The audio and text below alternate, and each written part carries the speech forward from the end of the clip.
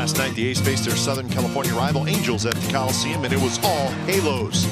Once again, Nick Tropiano had his way with the green and gold, and Mike Trout hit a rocket two-run homer in the deep center.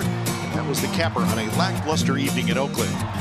Tonight, Kendall Graveman will get the ball and try to snap a personal 6-game losing streak. The young right-hander has a chance to be a fixture in this A's rotation, and a solid start tonight would be a step in the right direction. Game 2, A's-Angels, next.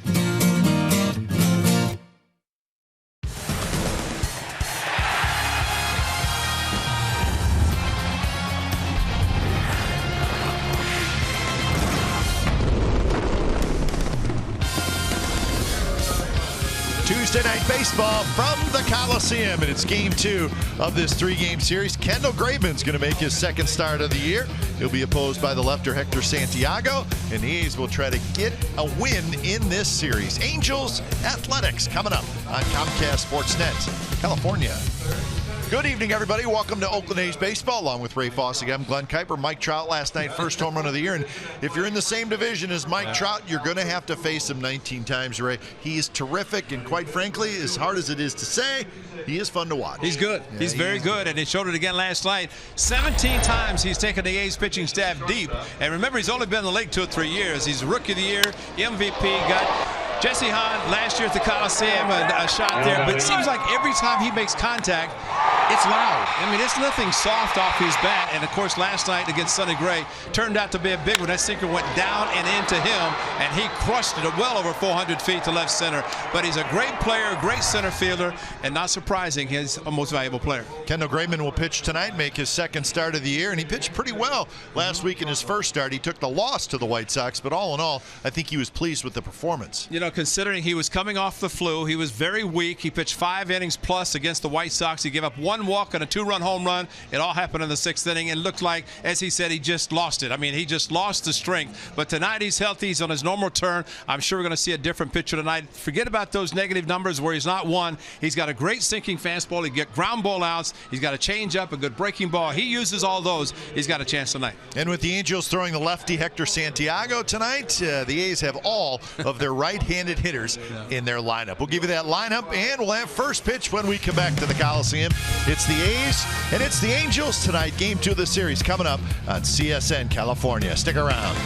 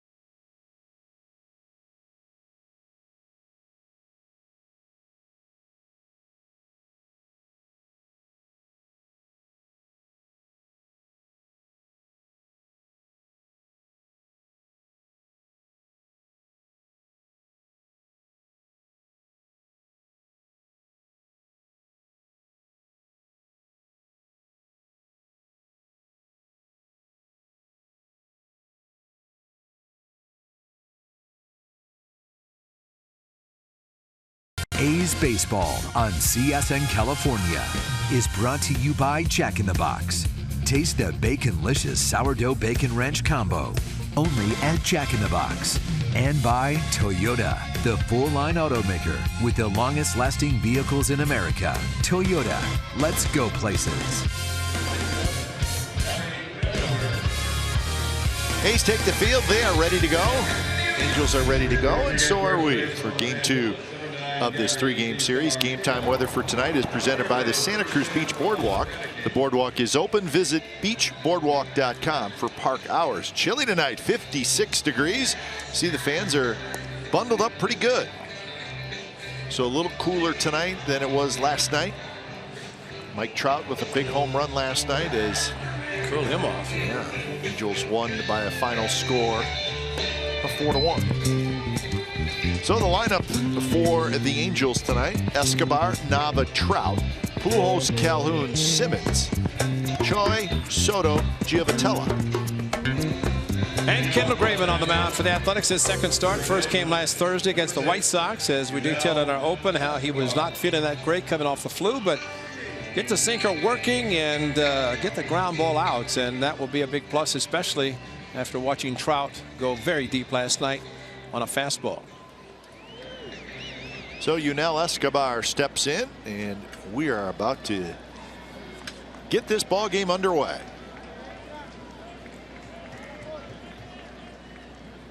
So Kendall Graveman is ready. Escobar digs in. Red tops tonight for Angels. The A's in all white. First pitch of the ball game is rolled foul. First pitch. Looked like Escobar was looking for about a 100-mile-per-hour fastball. That's the way he swung. Yeah, 90-mile-an-hour, a good sinker from Kendall Graveman. Hit it on the ground, but foul territory. Graveman followed Sonny Gray, and between the two, 23 ground ball outs, 10 by Graveman last Thursday.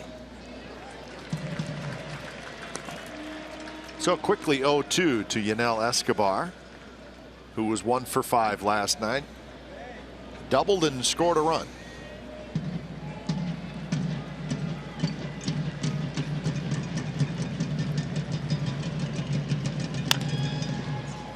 Another one in on the hands toward Valencia. Throws to first, 1 out. So a ground ball out. And here's the A's defense. Davis, Burns, and Reddick in the outfield. Valencia, Simeon, Lowry, Canna on the infield. Fegley is your catcher. So some guys who have not had a lot of playing time lately in the lineup tonight, including Billy Butler, who's the designated hitter. Got an at bat last night, but Josh Fegley will catch tonight. Stephen Vogt more likely tomorrow afternoon in the series finale. If you remember last Thursday against Latos and the White Sox, Kendall Graveman broke 4 bats in the first 5 innings. 2 of those with the big man Jose Abreu. So the sinker was working great in on the hands. Left one out to Abreu when he hit the ball to right field for a home run.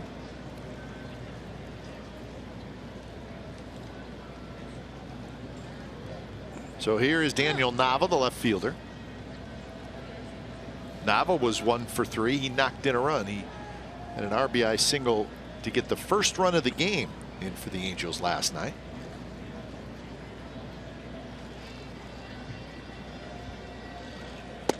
Outside corner, good pitch. Umpires tonight, that's Alfonso Marquez calling balls and strikes. Chris Guccione's at first, David Rackley at second, and that is Larry Vanover at third.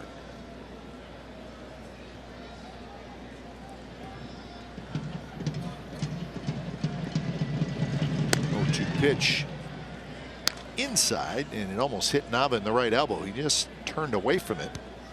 Surprisingly, last night, first 3 batters for the Angels, as he just turned away, and if he got him on the elbow, probably a pad on that elbow that would not have bothered him. But 3 pitches basically and 3 runs.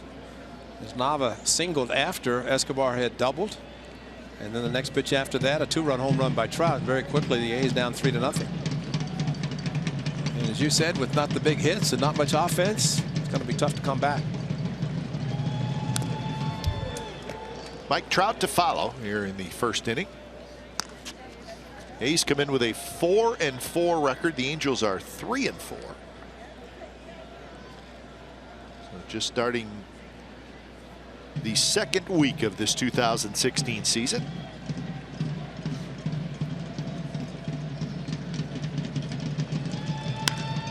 Hit in the air toward left, a long run for Davis, back and over, and he's got it. Time now for the Nissan keys of the game for Kendall Graveman. Just very simply healthy, and well, when you have the flu and takes a lot of strength out of you, it's tough to even play the game. He tried to pitch great for 5 innings, so tonight should be a lot better.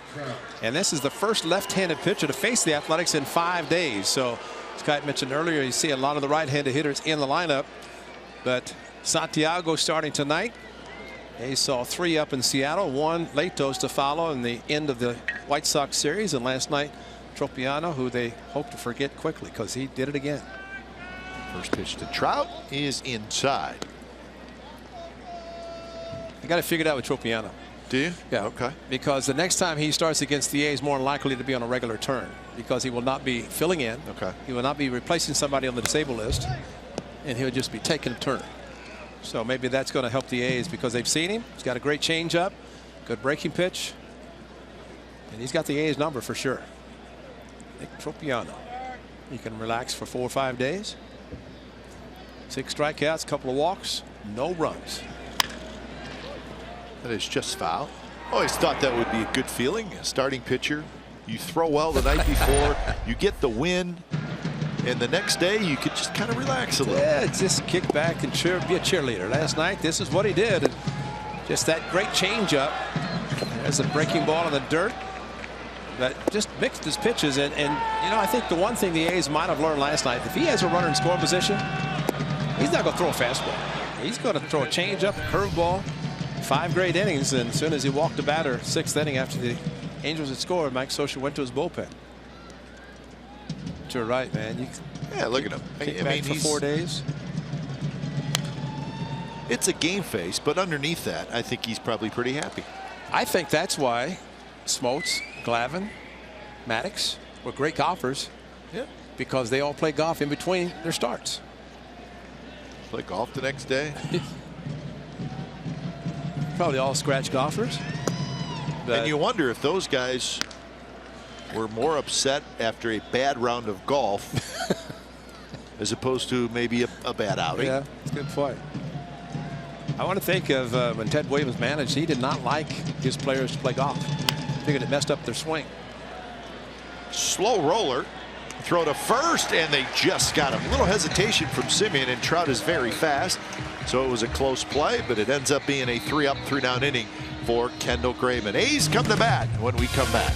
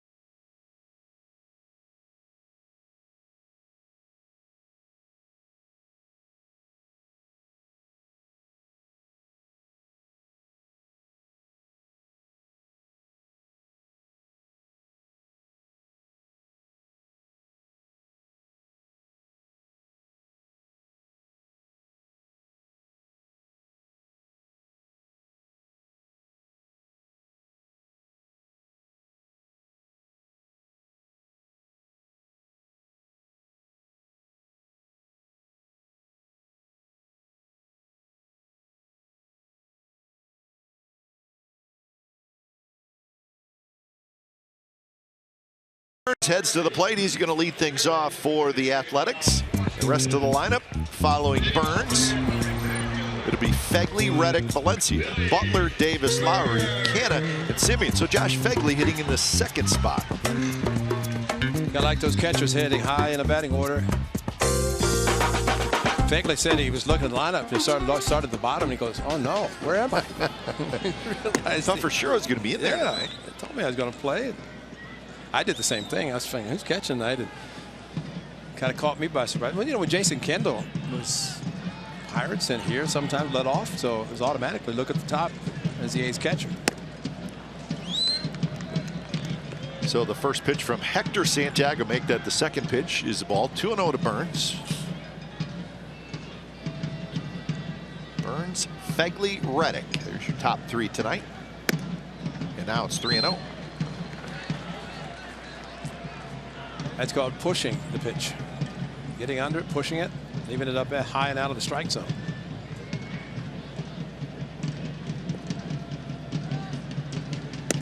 And that one is outside, and that's a 4-pitch walk to lead off the bottom of the first. What do you got on Hector Santiago, right? Well, he's not throwing a strike yet. How's it? He's not really overpowering, but you know, he knows how to finesse. He's got a good cut fastball, change-up, split, 2 and 4 seam fastball, an assortment of pitches. And for Santiago, looking for the first win, first start, 6 innings. But the A's have seen him a lot since he's been with the Angels.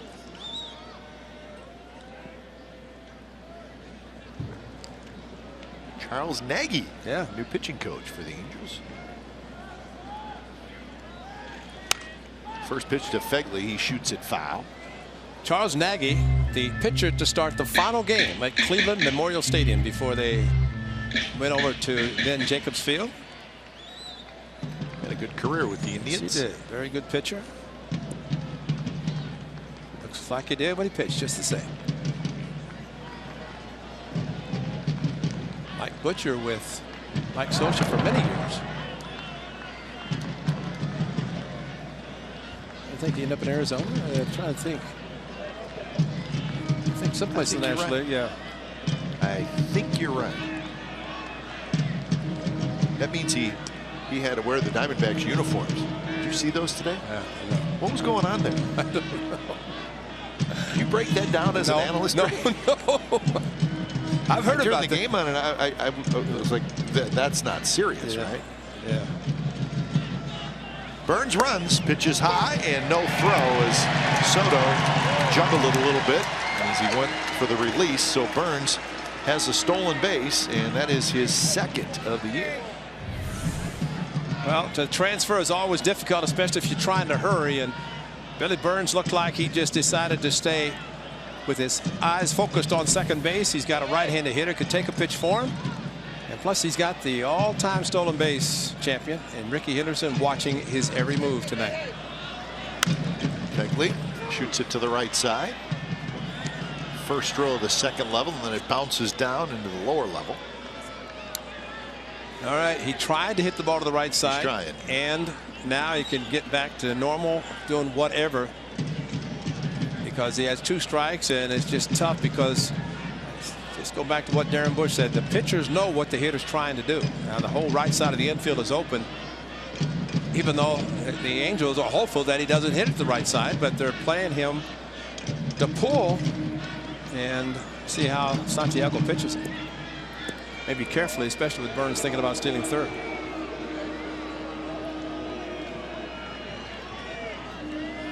Quick look at the Angels defense.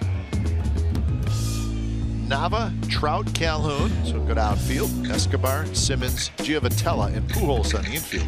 Soto is your catcher. And let's hope Soto and Santiago are speaking English, because Giovitella is there. Hey, what are you guys talking about?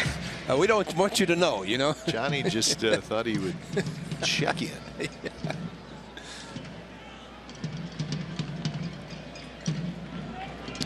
It's kind of shadowing Billy Burns. Billy's still getting a huge lead off second.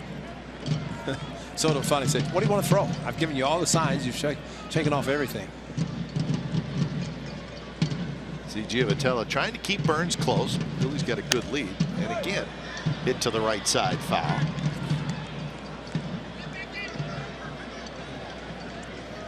That's why he's hitting second right there. It's just, it's pretty good. That's what Bob Melvin said. He's got good numbers. He's hot, swinging the bat well, and I think Fegley, a lot of times righties against right-handed pitchers are just as good, and Fegley is so strong anyway. Now he just has to react on a pitcher no matter where it is to try to get himself on. They've actually moved Giovatello back over more in the normal second base position. Yeah, interesting. They've seen Fegley try to go to right field. Yeah. And I think that's a good point, Kai, because if you know he's trying to do that, why would you shift him with the whole right side open? Sure. If you know he's even with 2 strikes, he's trying to do it.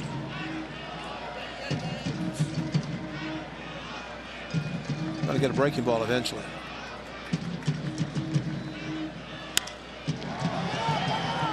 Calhoun backs up. Burns is thinking about tagging. He is going to tag. Calhoun's got a good arm. The throw is just a bit late. So Billy Burns tags up, heads to third. So he challenged Calhoun, and Burns just got there. Well, Calhoun got behind the ball very nicely, and of course a very, very strong arm. See how he's back and it comes in, takes about 1 step, strong throw, and probably only someone with the speed of Billy Burns could make it to third safely.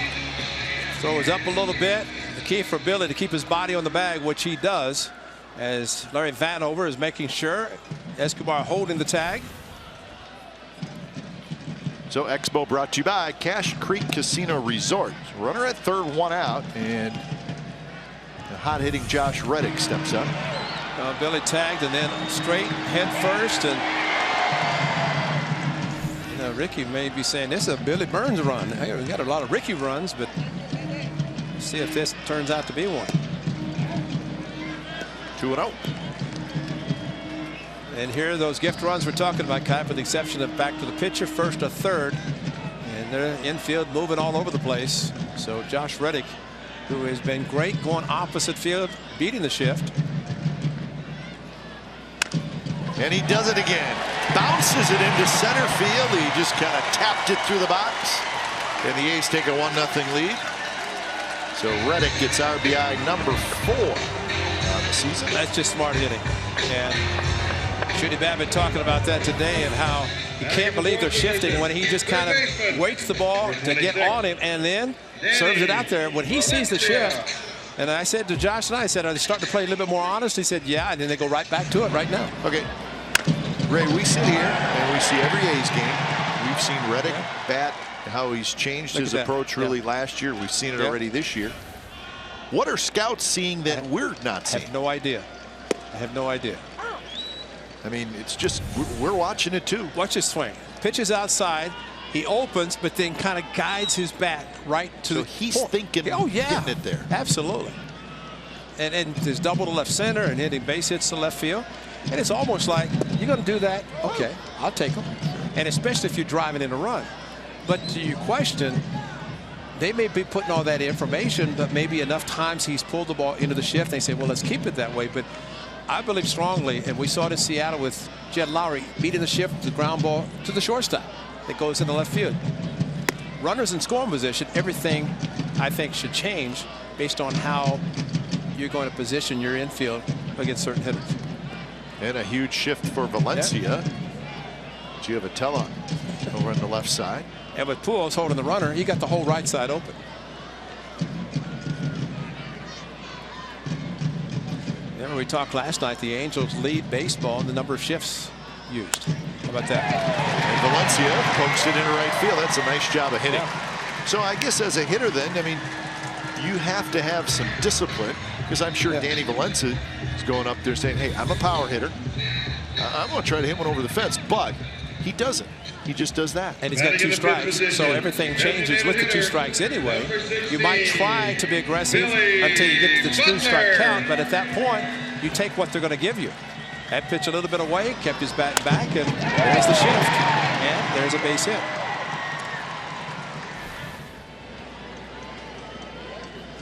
So 2 on, 1 out, and here's Butler.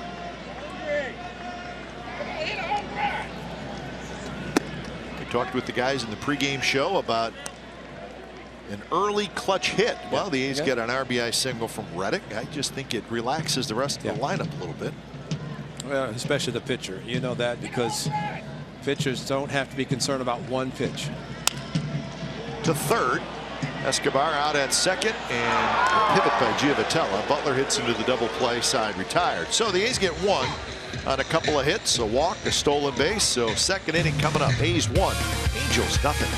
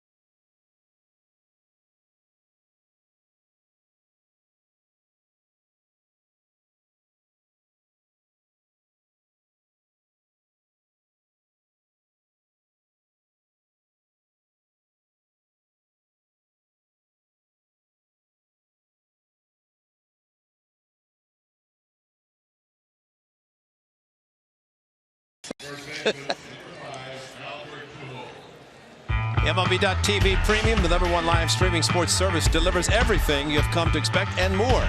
Watch every out-of-market game live in HD on over 400 supported devices.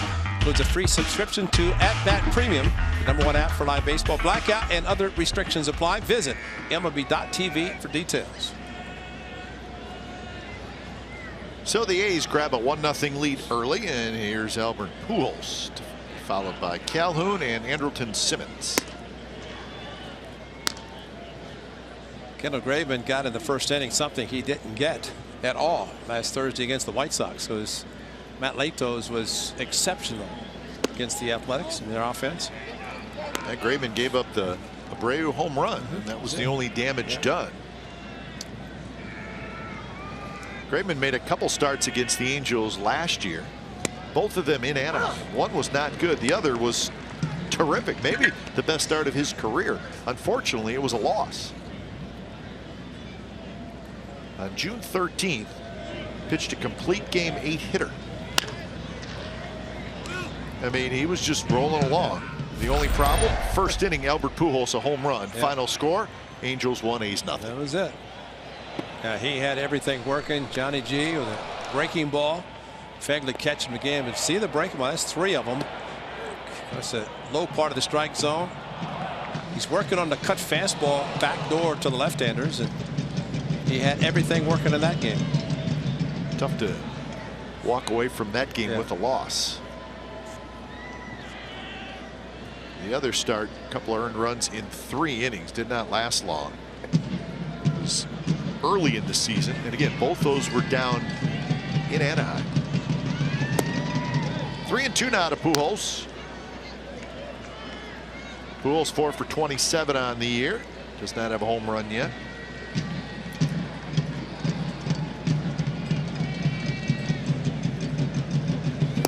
And he missed outside, so he got ahead of Pujols.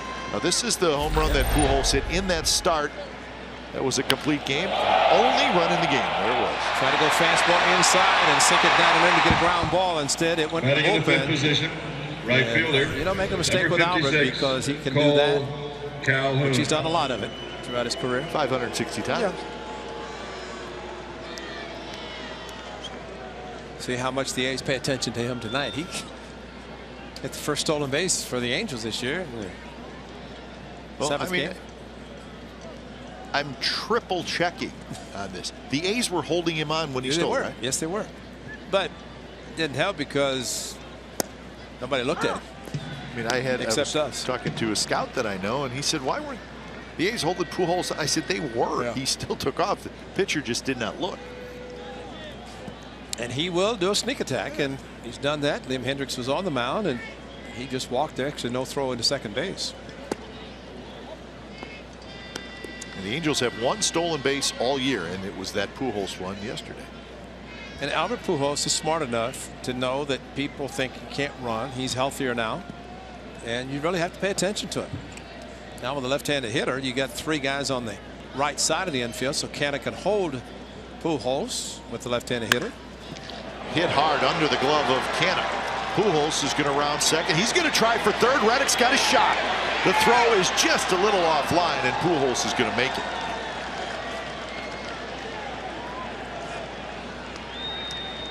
So Reddick, he had to go to his left and toward the line just a little too far. Batting in the 6th position. Looked like a slider spin, cutter slider spin that just did not break and stayed up. And even with the first baseman Canna holding the runner, the ball was past him quickly. Pujols, he saw where the ball was. Figure you're going to test my right fielder's arm, I'll test yours, and he made it easily. Josh, you're right. That makes a big difference to go back to the left or to the left, and they have to throw back to the right. So first and third, nobody out. And here's Andrelton Simmons. Simmons taps it. Valencia go for 2 out at second on to first. Double play. Pujols comes in to score, but the A's get 2 outs, so this ball game's tied at 1. No RBI for Simmons.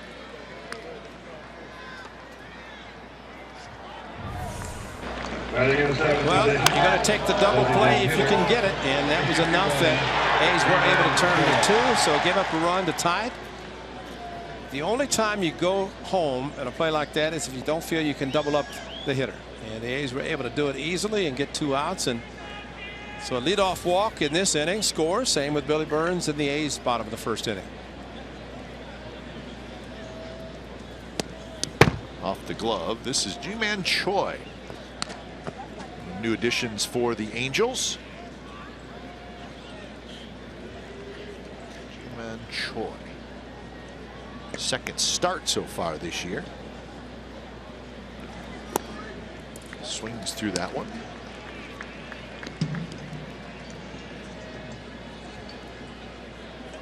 Pujols very impressive. We'll see what he does tomorrow, what Mike Scioscia does, maybe the DH, but playing the first 2 games in the field. That's why Choi is the DH tonight. Choi from South Korea.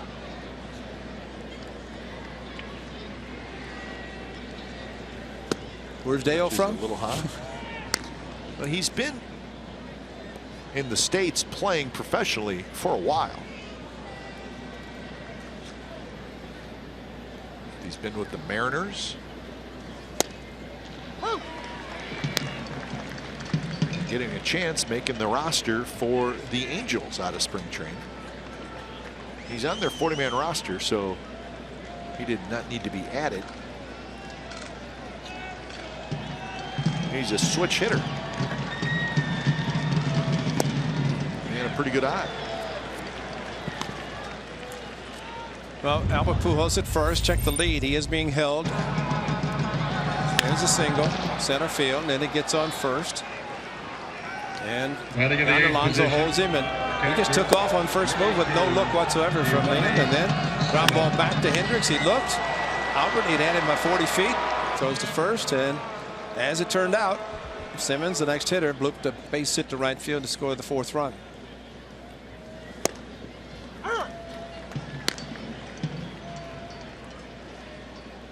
So a couple of walks in the inning for Graveman.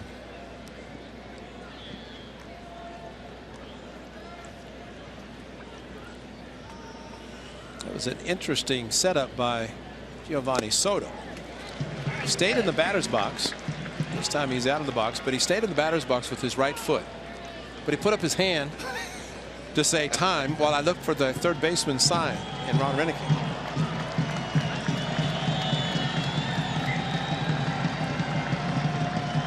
0-2 pitch. Down and away. Giovanni Soto. been around a long time. Check this out, Cat. You don't see this that often. He's got to say, I'm going to stay in the batter's box, but don't throw because I'm getting a sign. And umpire puts up his hand. That's right. Been a high five over Fegley. It's cute. It's a long look. That's a very long look. And Soto, with the shift on, shoots it into right field for a hit. See, that's a two-strike approach. And a pretty good job of hitting by Giovanni Soto, the former A. Yeah. The fastball, he just stayed back, and really good hitters will, with two strikes, let the ball travel farther, as they say. Let it come to them. He did that intentionally. You see that inside-out swing. Rookie of the Year in the National League with the Chicago Cubs. Lost a lot of weight. The year after he won the Rookie of the Year, he put on a lot of weight, lost it. To be honest with you, I saw him last year. Didn't recognize him. He lost so much weight. Yeah, you're right. He looks good. Yeah. He was significantly heavier when he was with the A's, and that was a couple years ago. 2 on, 2 out for Johnny Giavotella. Giavotella had a whole bunch of big hits against the A's last year. About the 3-run home run. He knocked in 13 runs last year against the Athletics. He finished the season with 49.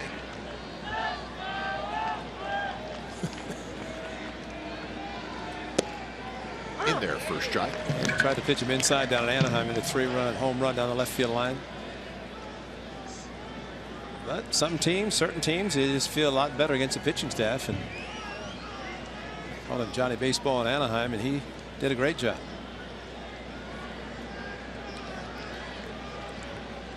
Joy at second, Soto at first.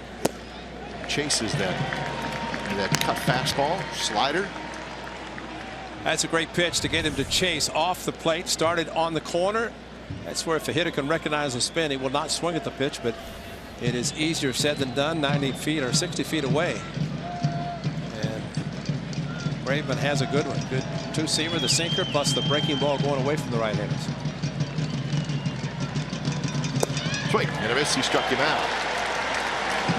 But a run for the Angels as they tie this game up. Pujols walked, and he ends up scoring 1-1 as we go to the bottom of the second.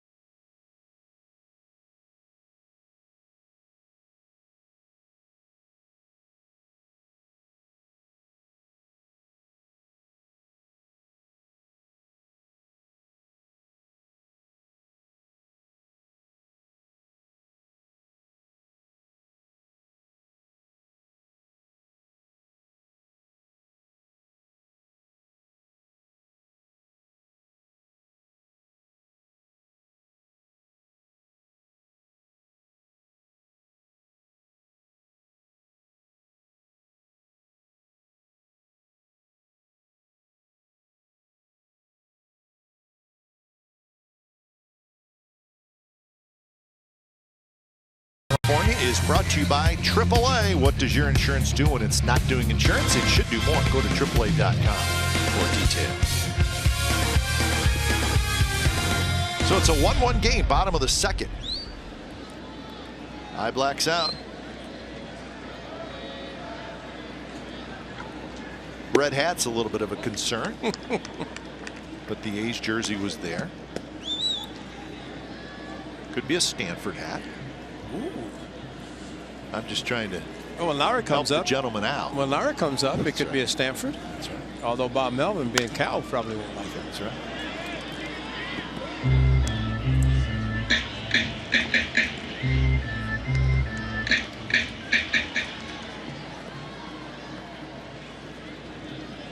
Well, Bob Melvin, well, maybe he had a smile on his face. A gentleman who threw out the first pitch tonight, C.J. Anderson, who is a running back for the world champion Denver Broncos, who went to Cal. So Saw him shake his hand and said, "Nice meeting you. Got to get ready for the game." gotta go. It was funny. I mean, he was down there and talking to him, and it said, "Okay, time to get the game face on. Make a good pitch." So C.J. Anderson, last time he was on the field, he was running around trying to avoid the silver and black. 1-2 pitch is a high fastball, and Chris Davis swings and misses. That's the first strikeout for Hector Santiago. There he is. Super Bowl champ. Batting in the 7th position. Second baseman. Just signed number 8, back with the Denver Broncos. Lowry. So he's living the good life right now. Got some size to him, doesn't he? Yeah. He's not real tall, but he's thick. I bet he's hard to bring down.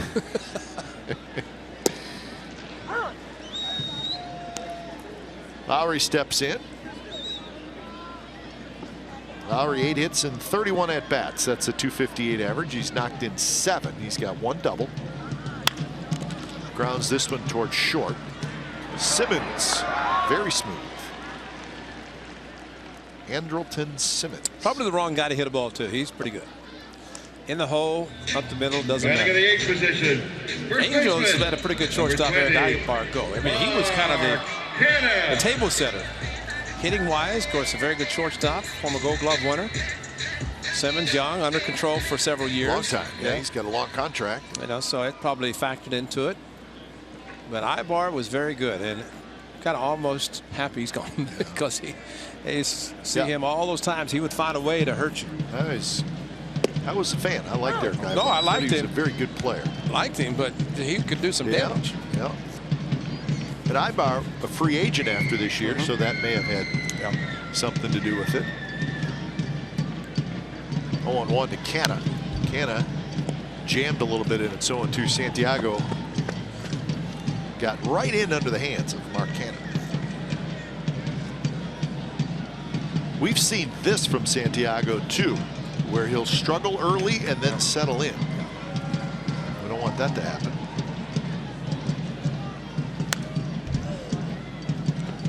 He gave up a couple of hits and a walk and a run in the first inning. Mark Canna hit the first home run of 2016 for the Athletics, and coincidentally it was against the left-hander Rodon last week. But he also hit his first last year against the lefty, and Alvarez, who came in last night in relief. Canna hit the majority of his home runs against righties last year, and there gets the lefty tonight.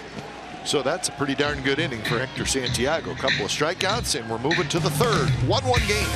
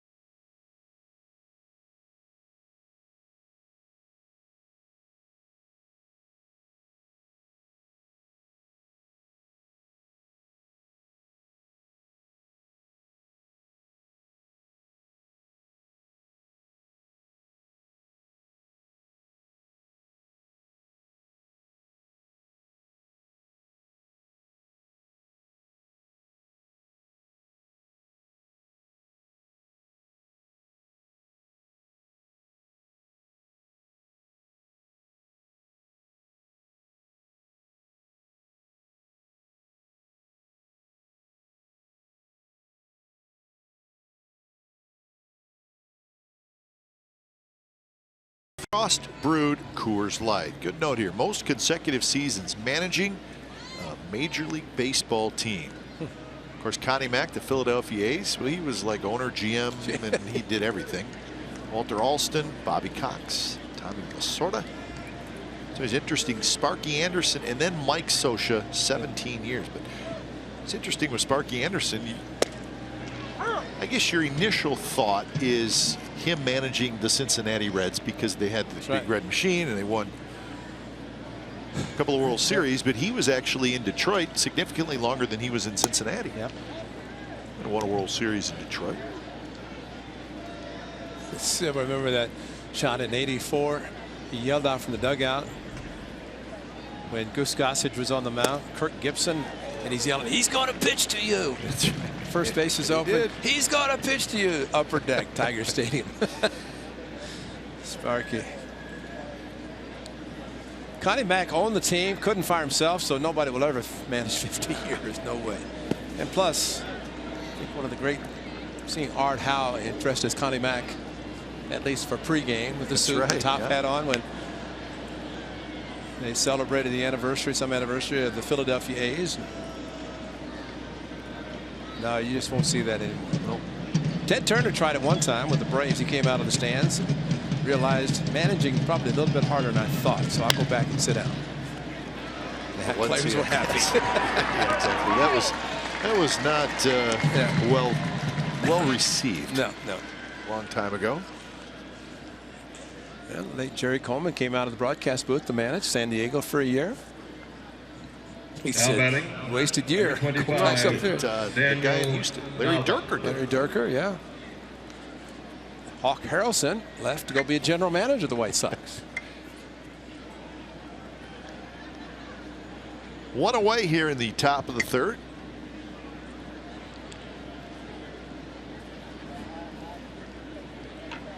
First pitch to Nava.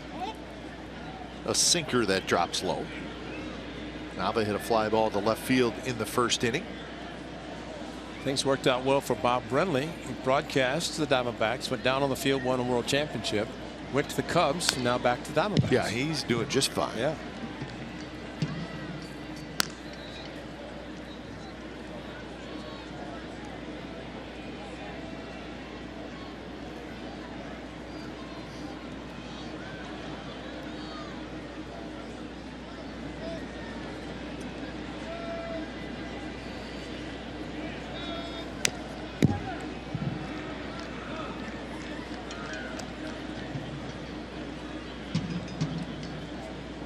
.47 pitches for Graveman.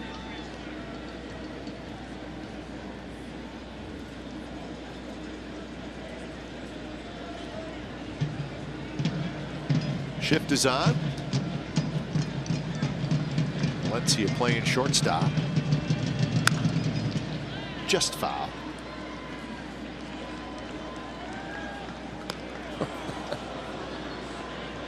That's a long throw. It's a much longer throw than normal. Yeah. Well, you want to flip it easily so you don't possibly hurt somebody. Better throw it back over to the guys down behind the dugout, bat boys, and let them walk it over.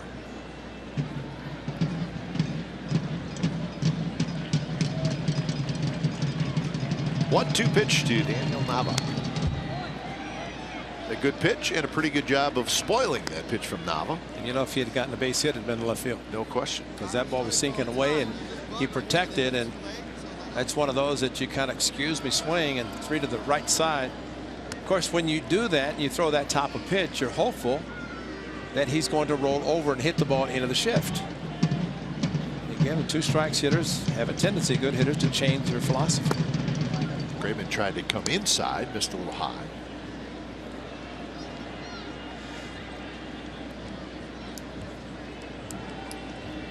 Trout to follow. A lot going on there. Is he a vendor? Is he selling all that? No, I think he bought it all. That's just he bought it from a vendor.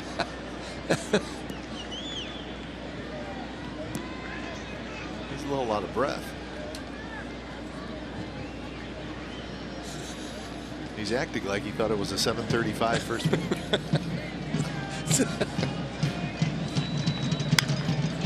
Hit high and fouled on the left field line. It's like going to heavyweight fight and missed it because it's over before you sit down. Yeah. He does have that look, doesn't he? Yeah. I thought he was a vendor, to be honest. I seriously did. I thought he was coming down trying to sell some goodies. And that's a good line. He bought everything. He did. The vendor. He did. He just took whatever the vendor had, just gave him 100. And didn't get any change. 100. Backhanded by Lowry. Straightens up. Number 2. All right, time for the Geico quote of the game. Last night, Mike Trout and the home run he hit off Sonny Gray. This is what Trout said, quote, if you get a pitch to hit, you can't miss it, especially against him, because he's going to put you away. He can throw all his pitches for strikes. If you miss that one pitch, you put yourself in a hole. End quote. Really, I mean, he's right. I think hitting is one of those things, Ray, where you can't miss a pitch if you guess right and get the pitch where you're guessing. You can't. You have to take advantage. Well, exactly. And as we've said, you want to work the count, make the pitcher work. But bottom line, the first pitch you get might be your best. And he got the one last night that came right in there. But see, that was a little bit farther inside, sinking to the back right knee, and turned out to be a great pitch. One he hit last night. Took about a quarter of a second to hit the left field concrete facade.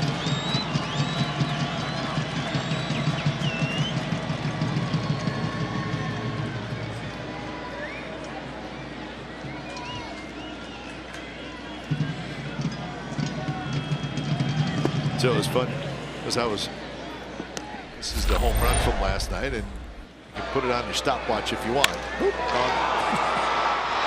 But you see that pitch versus the one Graveman threw him, and how much more Graveman's fastball went down and in to the point of no contact made.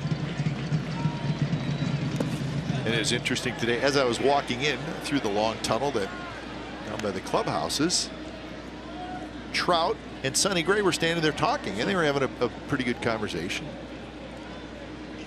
I wanted to just pop my head in there and say, hey, what are you guys talking about? Fraternizing. But that would probably have not been a good idea. The fraternizing away from the field. Setting up inside. Graveman went in there a little bit too much. How about that? Vertical location of Trout's home runs last year. Low 13, that would be a line drive. 22 mid, that would be a high line drive. 6 would be the towering drive. And that one's a towering pop-up in the ballpark. Burns comes in. Can you explain that again? We'll explain. You know, I'll explain it to you in the break. No, I want you to do it on the air because everybody wants to be able to hear that. We'll discuss amongst ourselves.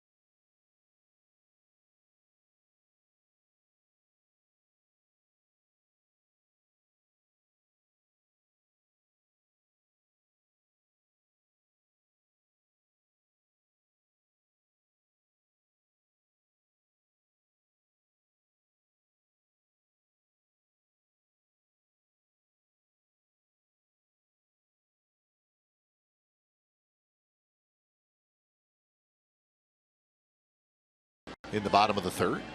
Semien, Burns, and Phegley. Santiago had a quick second inning after a long first inning. A couple of strikeouts in the second. How about 9 pitches? That's a pretty quick one. Santiago now he's got a little rock and fire going. Yes, he does, and that's when you really have to just settle back, make him slow down a little bit, if it's possible.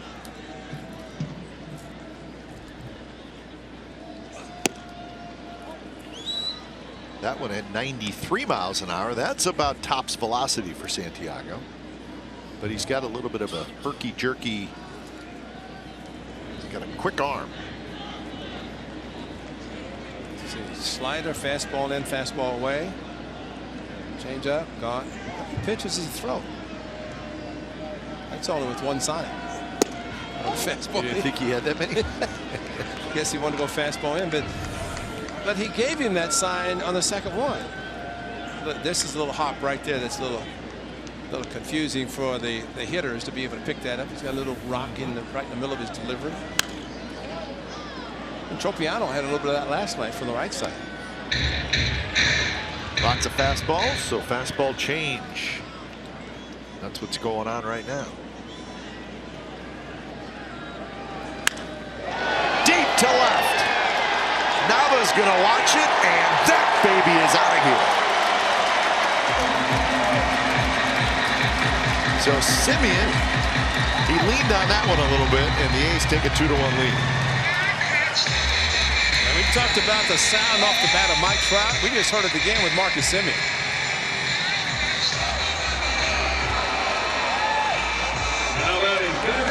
Sit back and wait and then unload, and he did exactly that. Second of the season, a big one on Sunday. Tied the game. This one gives the A's the lead early. It's impressive. 7th home run for the A's this year, and this is their 9th game.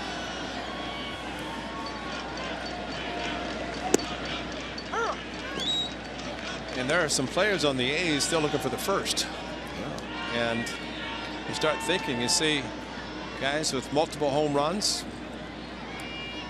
and the Angels just have 2 players who have hit home runs. So the A's grab the lead back at 2-1 here in the third.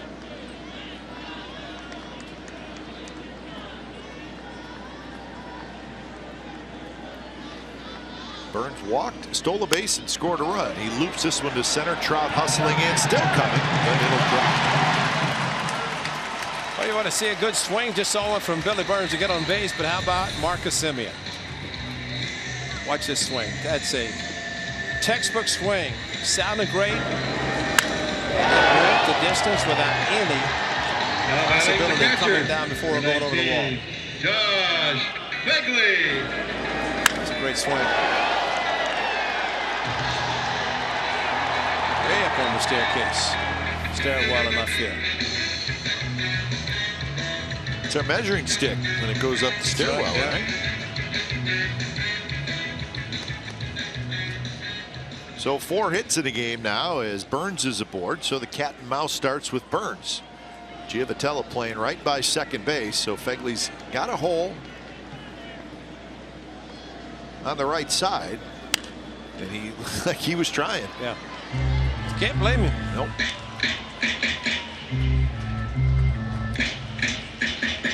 In the first inning, he batted with Burns at first, and then Burns stole second. So a good portion of his at bat had Burns at second base, and he was trying to hit it to the right side then as well.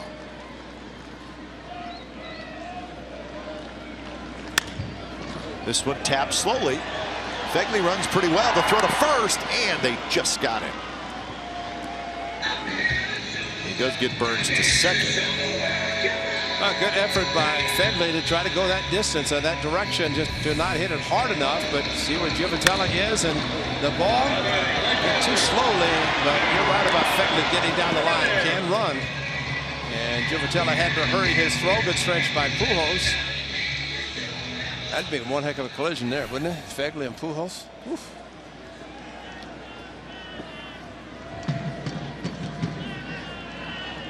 The runner in scoring position for Reddick. Burns takes off. Throw to third is late. Almost went into left field. Escobar had to make a nice play, and Burns steals the bag. You know, I think if Escobar had not caught that ball, it would have hit Larry Vanover, because he was right behind him. But Santiago did not look, and this was a left-handed hitter.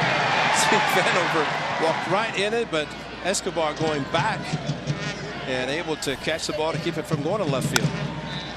Reddick out at first, and the throw does not come on. Pujols, it's like he could not get a grip on it. He made a nice play, but it'll be an RBI ground out as Burns comes in to score, so the stolen base is huge, and the A's lead 3-1.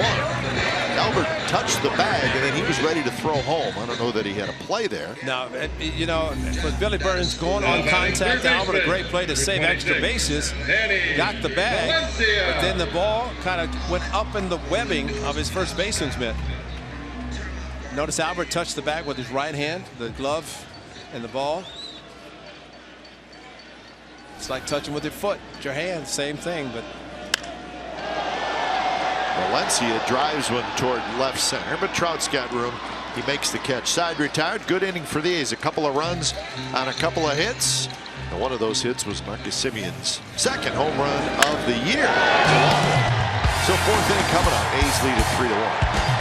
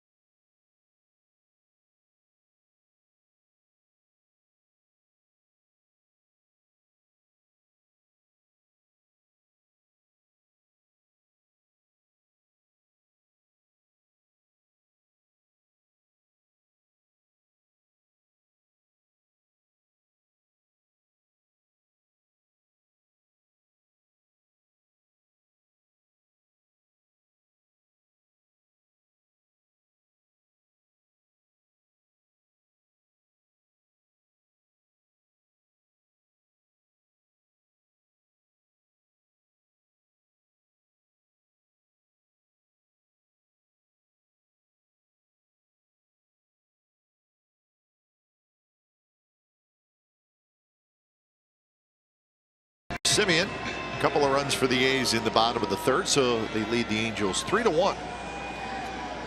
Pujols, Calhoun, and Simmons here in the fourth inning. First pitch, a touch outside from Kendall Graveman.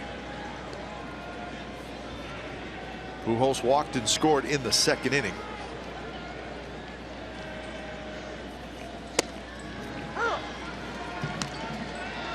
Pujols is 14th on the all-time home run list with 560.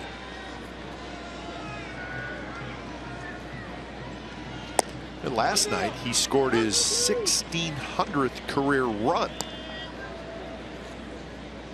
And last week he drove in his 1700th run. So climbing up the charts in those two. Hall of Fame career.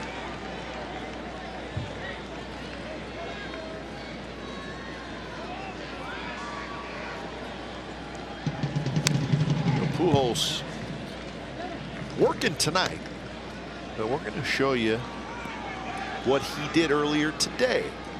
He and some of his teammates, they had fun. They usually do. They have fun. Graveman has it. And that's out number one. This was this morning. The Golden State Warriors invited some of the Angels players to come to their practice. Now batting, number 56. And they did. Cole And they had a ball. Mike Trout was there. Albert Pujols was there. That's some star power there, folks. Joe Smith was there. Cliff Pennington. They gave Steph Curry an Angels jersey. So good stuff. They had a good time. Why did they put those things around their neck? Those are star players, man. They don't need that kind of identification to get in over there, do they? Calhoun drives one to the gap. Nobody's going to get it. Bounces at the base of the fence. And Calhoun will have a double. So that's the third hit in the game. 2 of them by Calhoun. The ball left up again, and that's why he's able to go very strongly to the opposite field.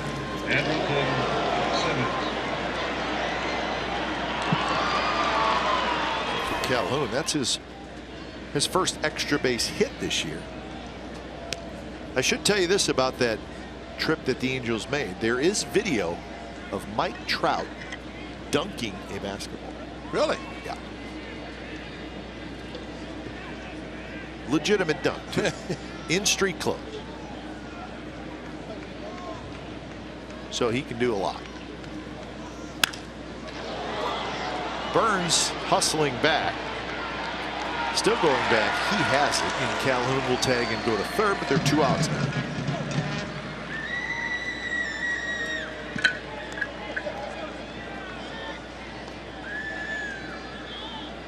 So Choi will hit. Number 51, G-Man Choi. G-Man Choi will be looking for a 2-out RBI hit.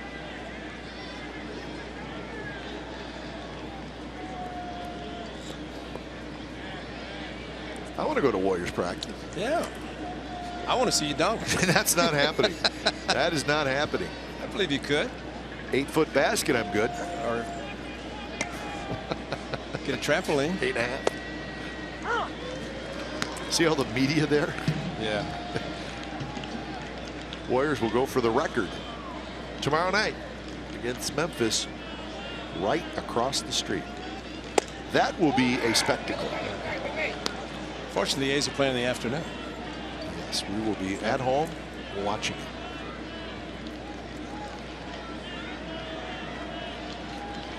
it. 1-1 to Choi. Oh, just missed. But a good pitch. Pretty good pitch.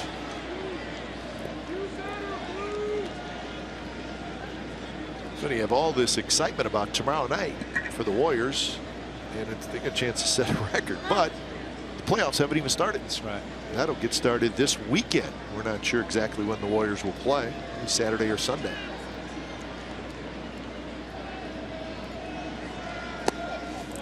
Sinkers low, and now it's 3-1. Soto is the on deck hitter. Saw the headline when A's were in Seattle, and it was simply Edgar Martinez has some words of wisdom for the Warriors, because remember they won 116, lost the first round, and we hope that does not happen to the Warriors to have the kind of successful regular season. I doubt that they're going to. Think so. I think they're going to win it all again, Yep. which they probably will, and should. It's just hard to imagine a team beating them in a game, let alone a 7-game series. about that? I just don't. I just do not see how that's going to happen.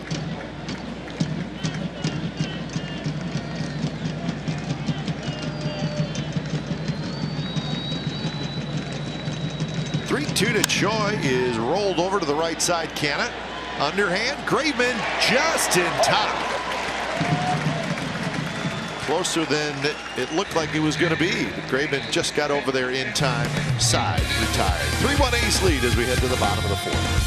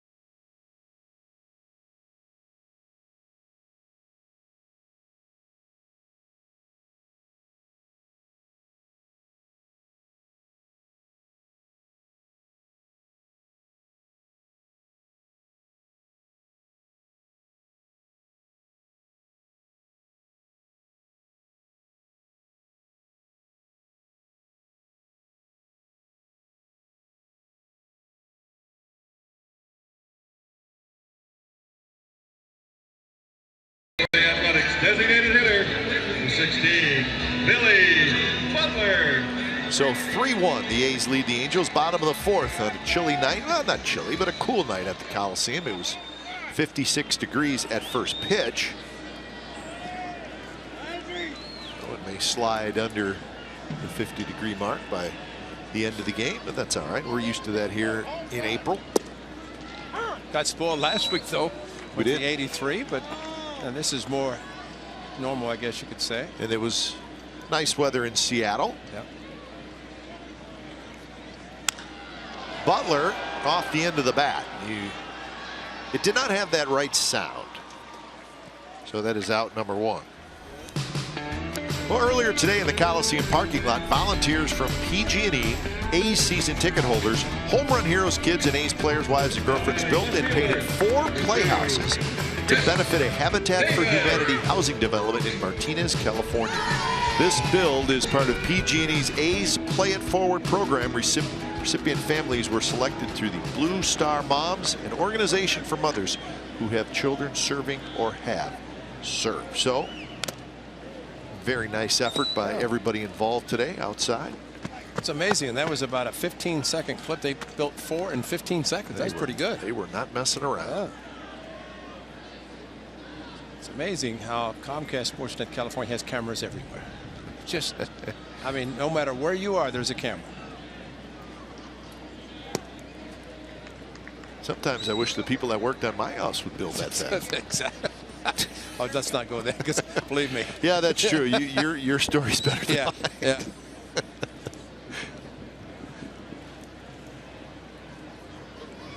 1-1 to Chris Davis, who struck out in the second inning. This one's tapped on the ground. Simmons throws, 2 outs. But, so 5 in a row retired by Santiago. You know, I think you were talking a great point about how Santiago can get in a groove, and then all of a sudden he either goes one way or the other. Unfortunately, in the second inning, after the Angels had tied the game, Hayes came right back, and Billy Burns setting the table again. Coco Crisp and Billy Burns at the top of the batting order when they play. Coco played 3 straight, now Billy Burns tonight. That's impressive to get that kind of production at the top of the batting order.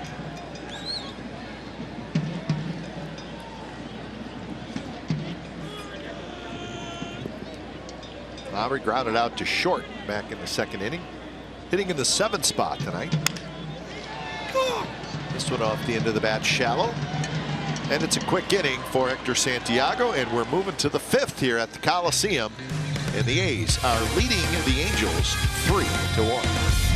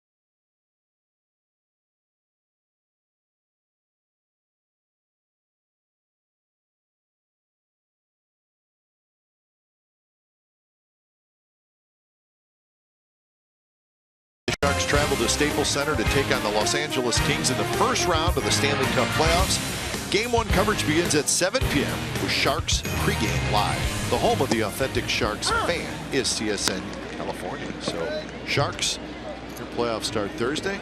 Warriors playoffs start this weekend. And the Kansas City Royals will be in town, the world champion Royals.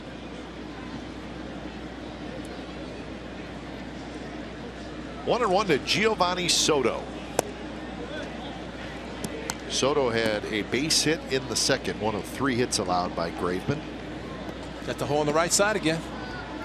It's a big hole, too. If he's so inclined to go that direction, leading off an inning, he may take the base hit that direction. Not that time. He's going for the home. Yeah, that was not the. I'm going to try to drop one into the right field area. Giovatello to follow, and then Escobar.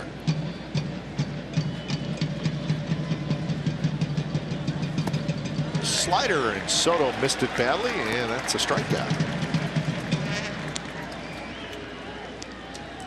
Strikeout number 2 for Kendall Graveman. So that's how the Sharks' first round matchup with the Kings, the schedule breaks down. So Thursday game 1, Saturday game 2 down in Los Angeles, and then back in San Jose on Monday and Wednesday for games 3 and 4. Go Sharks. That's right. Go all the Bay Area.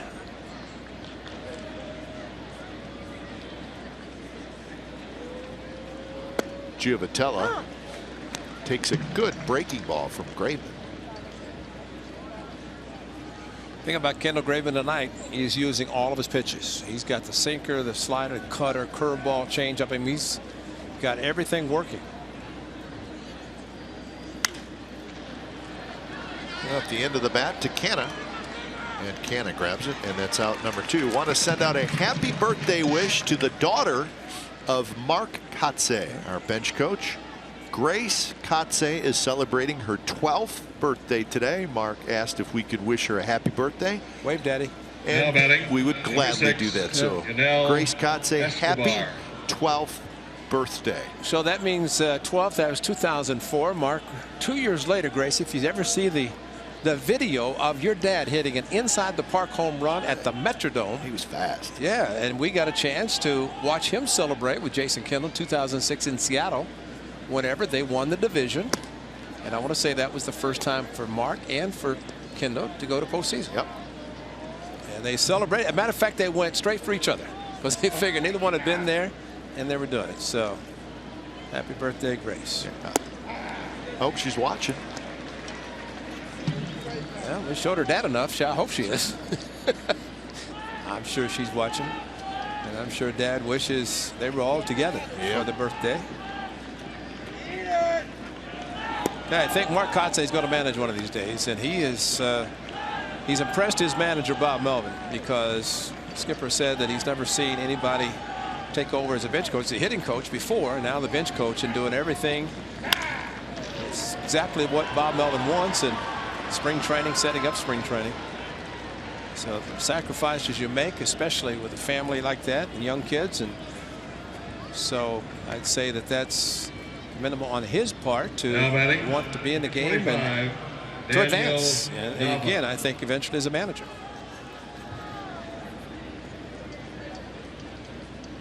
Well, if you want to learn to manage, I would say being the bench coach is the best place to be.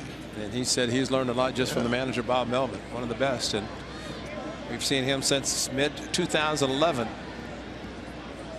Not anybody any better.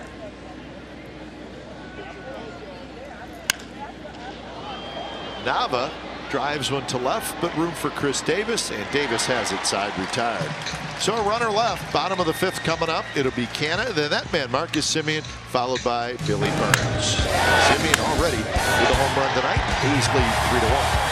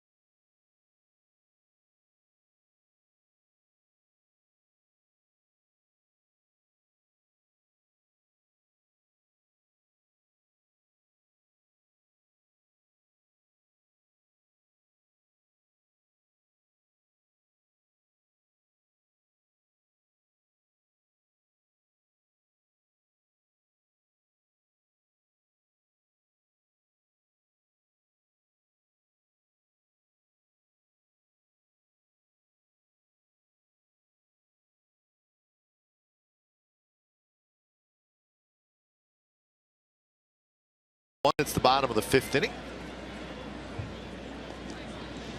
Hector Santiago had a tough 1st inning, an easy 2nd inning, a tough 3rd inning, easy 4th inning.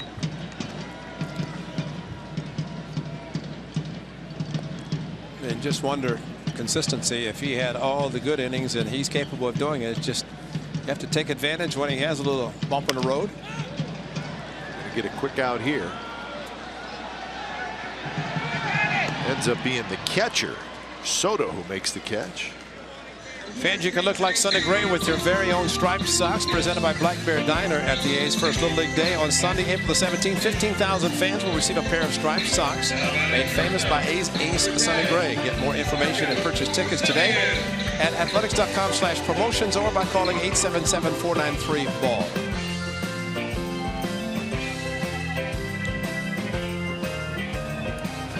Good looking socks.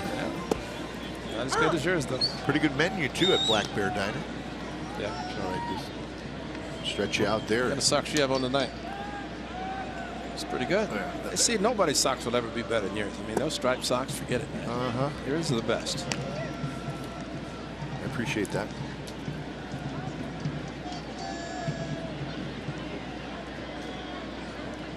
Semien, a long home run, his first at bat. He got the pitch he was looking for. There are times that Santiago will push the ball as he did that last one. And that's when he gets out in front a little bit too quickly and the elbow drops. He pushes the ball and it's elevated. And really the one he threw to Semien was probably higher than what he wanted. Semien hit it higher than probably what Santiago wanted. And now it's 3-1. Santiago's retired 7 in a row.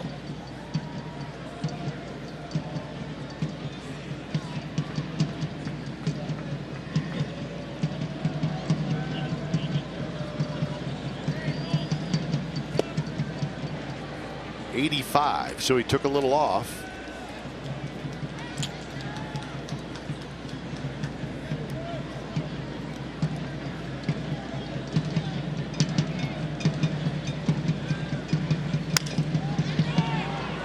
Shallow left, Simmons out, Nava in, and it'll be Andrelton Simmons who grabs it. Well, that one a cracked bat, a little bit towards the end of the bat, but not on the first at bat. When he threw a pitch just to not get it in where he wanted it, Semien got to the slider before it got in on his hands and crushed it. Easily swung on gone, and Marcus Semien hitting 9th. Solid defense and a couple of home runs on the year. 15 last year. First pitch to Burns, down and in. Big night for Billy Burns. He walked, stole a base, scored a run in the first. Singled, stole a base, scored a run in the 3rd. And this one will be a base hit as it's rolled into right field. Have a night, Billy Burns. Well, he's one guy, and I hate to hound on the shift, but he's one guy. The way he sprays the ball, hits everything, and he just kind of, I mean, this is really not intentional. It's just the way he swings. Pitches a little bit away, and it works out great. But if you're the Angels, you put the speed on first, the right side of the infield. It's a routine ground ball to the second baseman. But, you know, again, I cannot agree with you more. But, I mean, there's just certain guys, it's hard to do that. And now Billy can try to steal his way into second base, and Josh Phegley would not have to try to get him over to third because there would already be 2 outs. I think over the course of a season, what we're going to see more and more is hitters trying to beat the shift by changing their style and maybe trying to get some normalcy back in the defensive alignments. Yeah, maybe not, certainly not all hitters, but I think there will be some that start to attempt to do it anyways.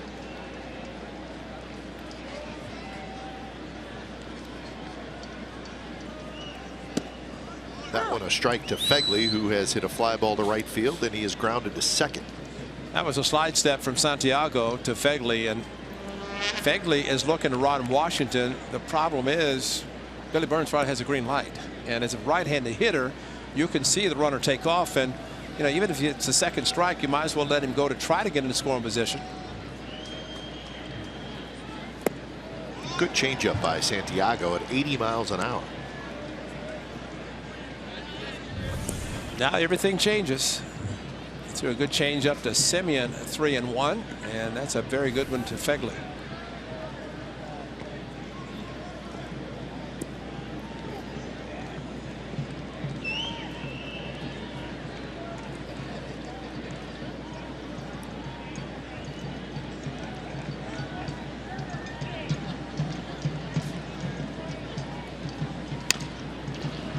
Pujols kicks it, and Phegley's going to make it.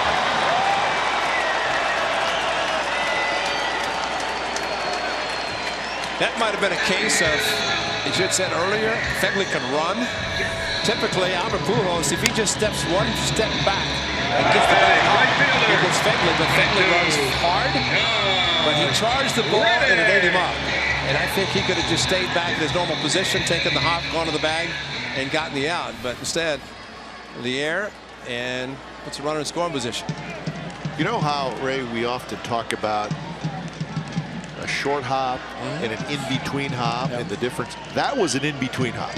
And an in-between hop is much more difficult than a short hop. But he created it by going after it. And that's why I just stay back. But that's why into shallow center field. Burns thought about going to third. Simmons got quite a bit of glove on it, so it did not roll real far towards center field. He came in behind him, and of course with the shift he was able to play behind him and go straight in instead of sneaking in a different direction. And I still say, if hitters, when they hit the ball, if they just bust it to first base, good things can happen. And Phegley, you don't expect to catch it or run with any speed. Phegley did it, and it helped maybe to get on base.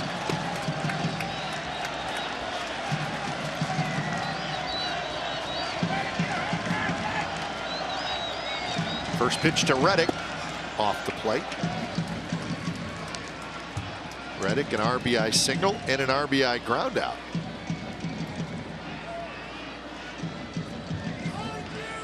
So he now has 5 RBIs on the year.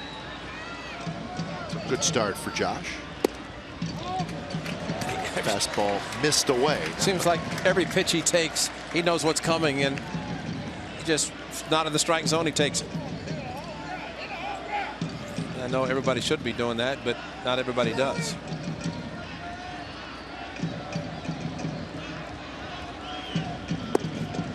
That one called a strike. A slider on 2-0. But you know what, Ray? A good take. Yeah, good take. And watch as he's trying to drag the bat through again because he sees the opening on the left side of the infield once again with Burns at second. There it is. That's got to be in Reddick's mind to drive in the run by going that direction. Hits it hard right to Giovatello. Side retired. So a couple of runners stranded, and we're through 5 here in Oakland with the A's leading the Angels 3-1.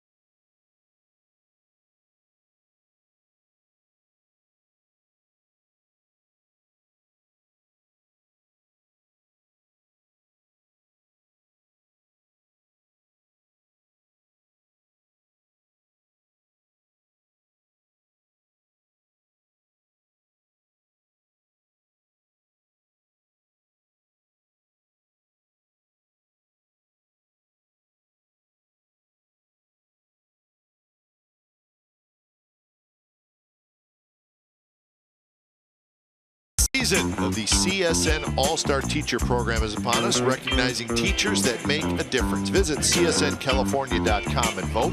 The winner receives $20,000 for his or her school. Trout to lead it off here in the top of the 6th. First pitch is right in there for a strike. Trout, Pujols, Calhoun. So a challenge inning for Kendall Graveman.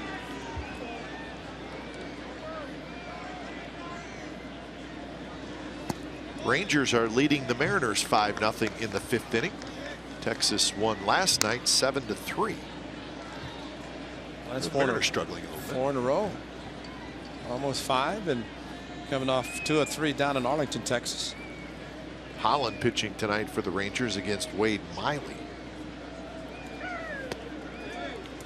Home run in that game by Adrian Beltre, a 3-run shot for Beltre, career home run number 415.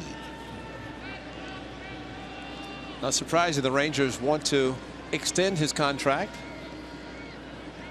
Also not surprising that Beltre wants about 3 years or 4, but they're talking maybe 2. I'd give him 3. I'd give him whatever he wanted. Easy for us to say. Exactly. Getting better with age. Yep. He's been around a long time.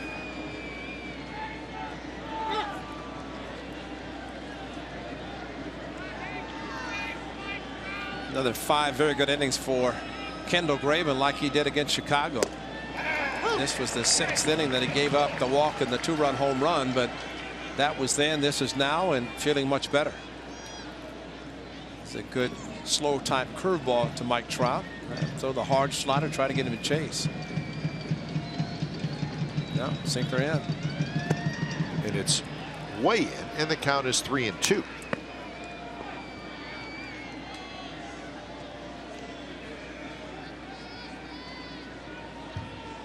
Pitches.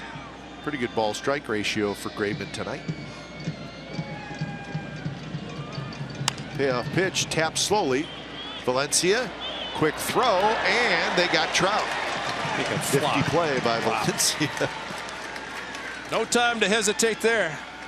Valencia had to charge in the same motion, and they're going to take a look at it. There's Dino Ebel, the bench coach, getting the call from upstairs, and Trout really hustling, and Valencia in the stretch. I think they got him. I think they got him by full step. Valencia right over the top. Watch the stretch also by Mark Canha. So the jump, oh, that's not even close. Surprised he even looked at it. So 1 out for Albert Pujols.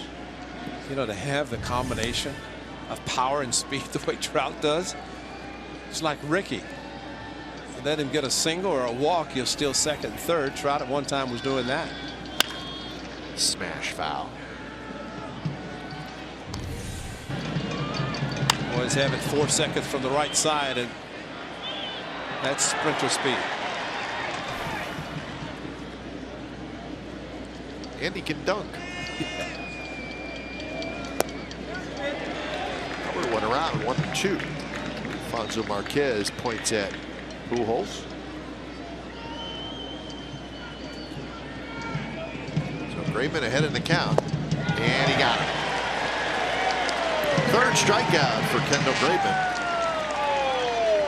Back-to-back, same type of pitch, and bullpen activity as that last pitch was thrown. Pitch count approaching, but there's a slider backed up a little bit. Albert Pujols way out in front of same pitch that he tried to loop the previous pitch.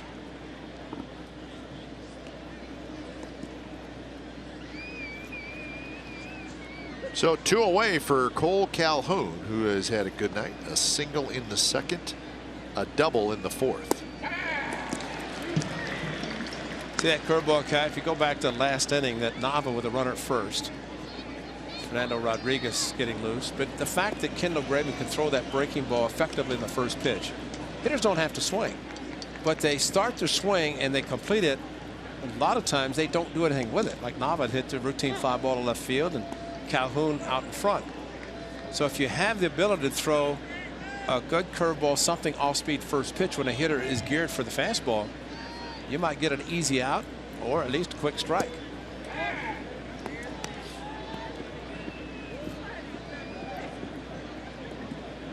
Eight ground ball outs for Graveman so far, and closing in on 100 pitches.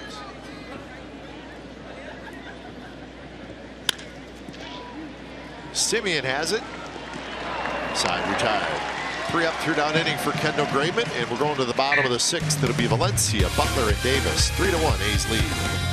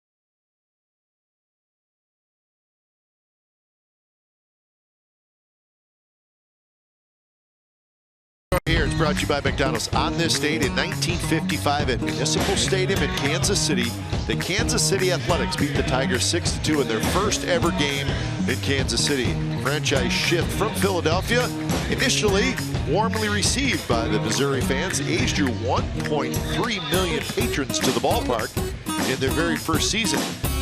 The only other team that drew more that year was the Yankees in the American League. Things went sour. Charlie Finley and the good folks from Kansas City did not see eye to eye on a whole bunch of different things. And the Kansas City A's existed for 13 years, and they were never very good in Kansas City. They were getting good. They at one time were known to be, or thought to be, the farm club of the New York Yankees, because it seemed like great players went from Kansas City. One named Roger Maris. Roger Maris, yeah. By the way, when you were describing that, which you did very well, Thank John you. Hexer gets this.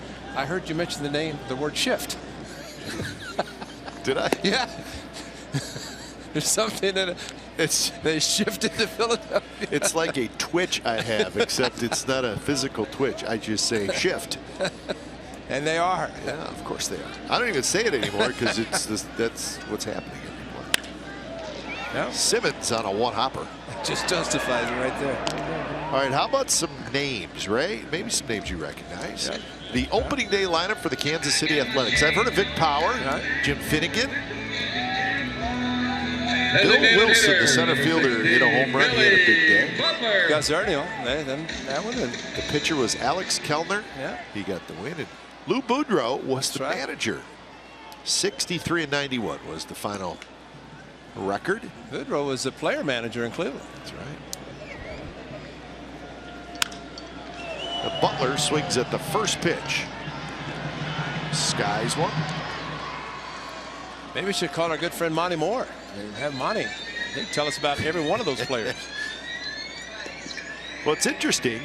So the A's leave Kansas City after the 1967 season. And I think there was concern in Kansas City. Well, when are we going to get a new team? I mean, they were talking it's going to be a while. As it turns out, it was 2 years. 2 years. The Royals came in '69.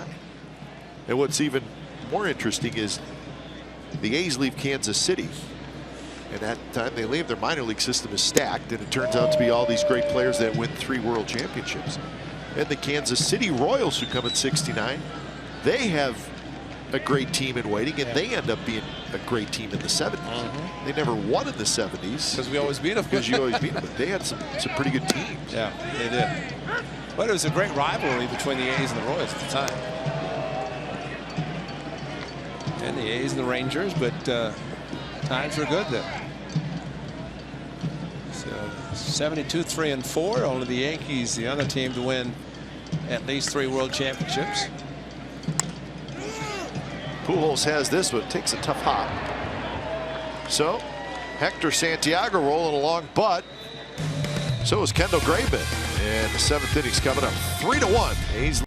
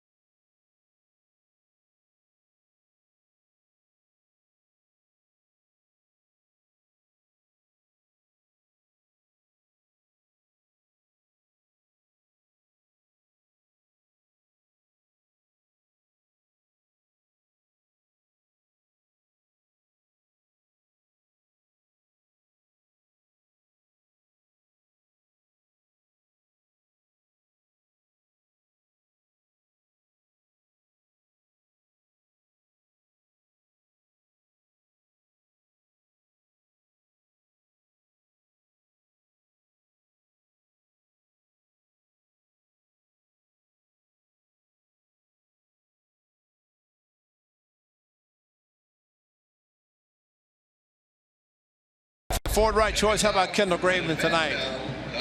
5 innings plus in his last start, but tonight, what a gem. Double play here would now run the score, but it gets the double play in 2 outs, and it actually would have 10 ground ball outs. He'd have 5 strikeouts, but did a great job. Actually 3 strikeouts and 5 fly ball outs, but a great job by Kendall Graveman.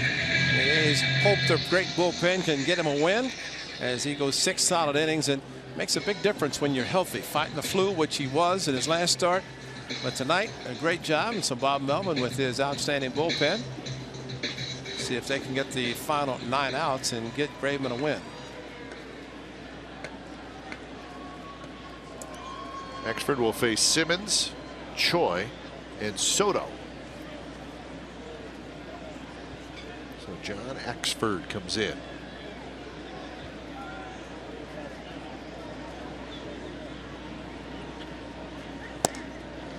Outside to Simmons, so when it's time for a change, think Speedy Oil Change and Auto Service, your oil change, tune-up, and smog experts. 5th appearance for Axford. He's not given up a run yet.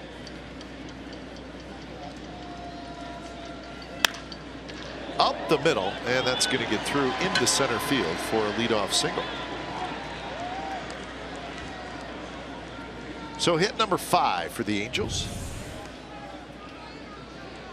Right back up the middle, right over the mound, and after the first pitch breaking ball missed, looked like he came back with a fastball and tried to reach back over his shoulder as he fell off towards first base. Look where that ball is, right over the mound. You could look at the guys that won a lot of Gold Gloves when they finish. They're square right there to be able to handle a ball like that. Yeah, an infielder after making the pitch. So here's Choi, a walk and a ground out. First pitch strike. Royals beat the Astros tonight in Houston 3-2. Medlin got the win. Fires took the loss. Lorenzo Cain hit a 2-run homer. So that series even at a game apiece. You see who won the American League Player of the Week? So Astros got all these great young players, right? Tyler White. From the Houston Astros, right. The young first baseman who, obviously a rookie. We don't know a whole lot about him, but he won the first base job in spring training.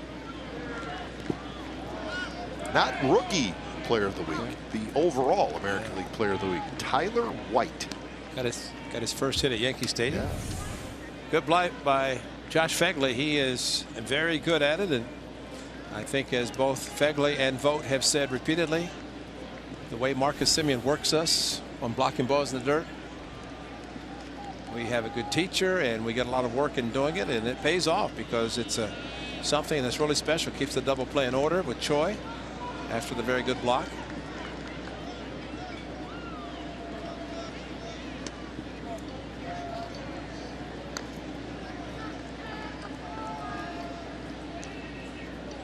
So straight up defense with Choi at the plate.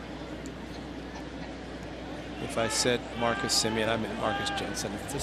It's hard to have two Marcuses on the same team. So Marcus Jensen. It's low, 2-1.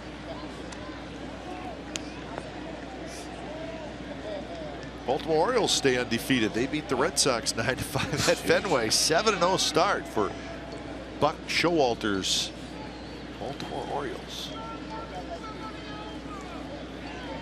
David Ortiz hit a home run in a losing effort. Career home run number 506.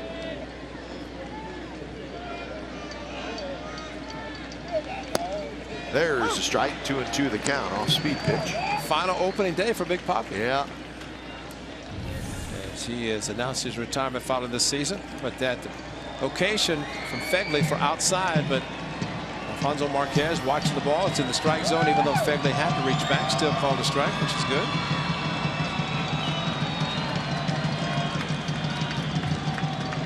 Simmons, decent speed at first. And Choi swings and misses. He did not look comfortable on that swing. Uncle Charlie 12-6 curveball from John Axford, and still say you don't find many closers to have that kind of curveball. Number 18, and then to throw a 95-mile-an-hour Giovanni fastball if it misses. Soto. What a great 12-6 hook. Kind of that old-fashioned straight over the top. Drop. Yeah. They used to call it a drop. Don't see a lot of those anymore. So 1 out, and here's Giovanni Soto. Single and a strikeout for Soto. The shift is on here. There's a strike. Yankees beat the Blue Jays 3-2 in Toronto. 3 hits for the Blue Jays. That's it. How does that happen? Hold the Blue Jays to 3 hits in Toronto. So good win for the Yankees. Runner bluffs going. One thing Bob Melvin is able to do when he has this kind of a game where he puts Axford in the 7th, he also has, of course, Madsen and Doolittle. So we may see, depending on the matchups, those two, one pitch in the 8th, one pitch in the 9th. Try to close it out. It's up to those two right there.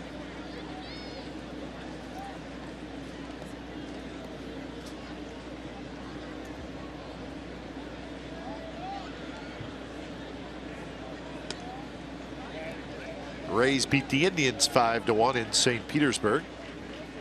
Had a 4-run 8th inning. Corey Kluber took the loss. He has lost his first 2 starts this year.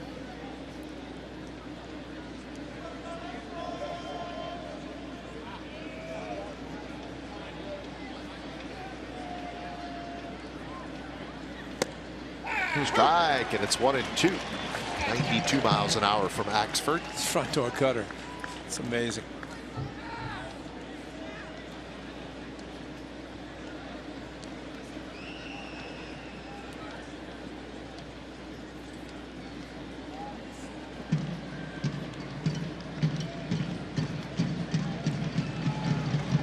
Simmons inches off a little bit more.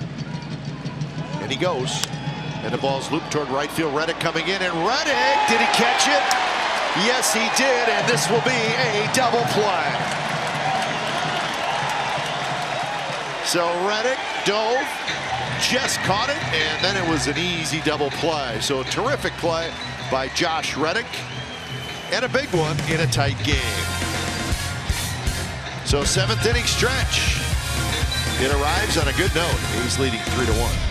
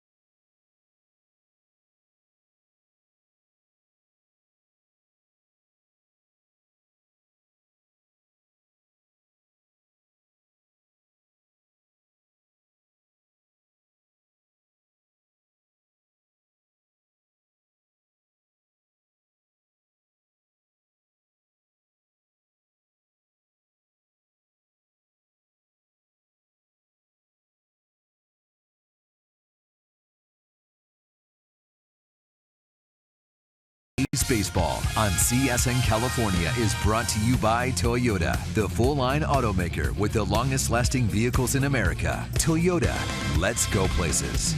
And by Xfinity. X1 from Xfinity will change the way you experience TV.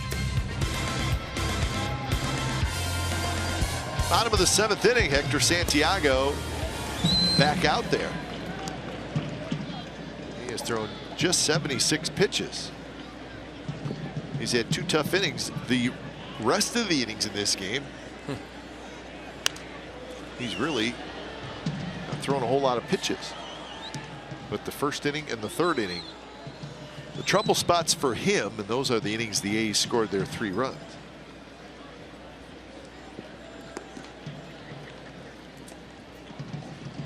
Sound of that catcher's mitt popping Phil Pohl, but that's Ryan Matson throwing in the A's bullpen.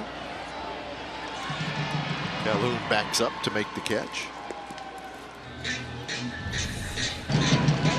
What a play by Reddick. Oh, wow. You know, if he misses it, it's going to roll forever. It might have been close to an inside the park home run, but he was playing shallow. He saw the inside out swing by Soto, and remember, Soto went that direction earlier and probably cheating a little bit. Most outfielders, and Reddick one of the best, if they have a right-handed hitter, they're playing right field, he knows that Soto is not going to hit it over his head. No. So he can play shallow, and you'd like to see more outfielders doing that. In this case, Reddick turn a fly ball into a double play. Strike on the outside corner to Mark Canha. Canha strikeout, and then he popped out to the catcher. He's 0 for 2. A's have 5 hits. They've stranded just 3 through the first 6 innings. Billy Burns has been the catalyst with 3 hits and a couple of runs scored. Simeon with a home run. And Matson getting loose.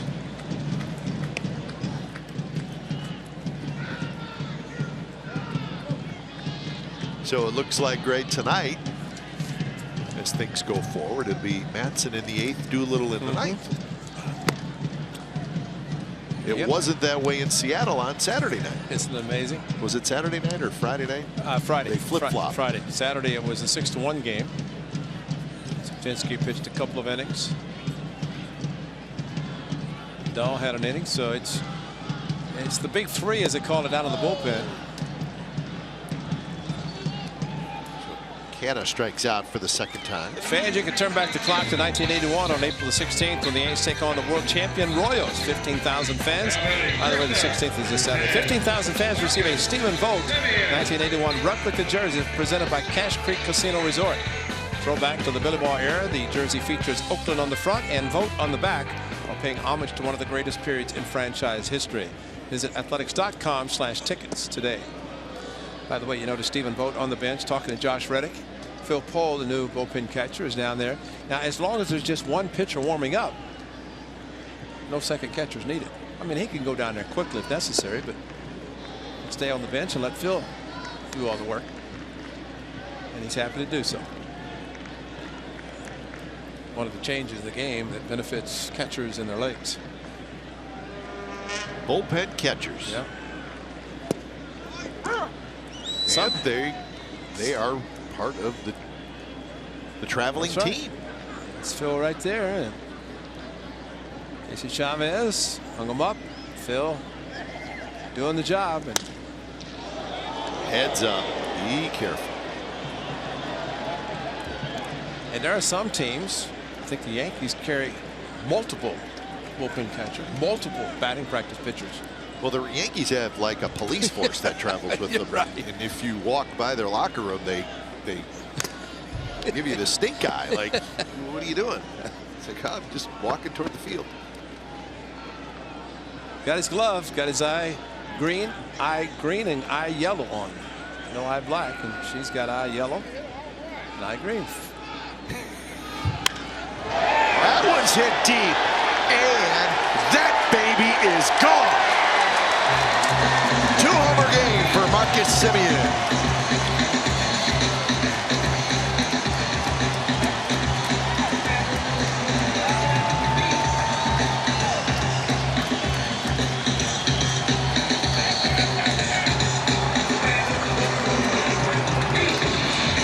Santiago has company. Felix Hernandez Now came up batting 2 in one center game, and this fielder, time Billy Santiago knew it. Bird. And again, almost the identical pitch that he hit in his first at bat in the 3rd inning. Same count, 2-2. This one, though, going more to left center over the out-of-town scoreboard. And Marcus Semien with another multi-home run game. And those pitches, Ray, it almost looks like if you're not ready to get the bat head out, they can get in and jam you. And that's how quick he is with the bat. And really, both times the 2 strikes, almost like he was protecting and really let the ball travel to him and then reacting, showing tremendous power to be able to get to it. So Semien tonight, 5 pitches he saw, 6 pitches actually. First at bat, hit the home run, 6 pitches in the next at bat. And did the same thing, 5 in his last at bat. So he's seeing a lot of pitches from Santiago. And coming out on top, another 2-out home run.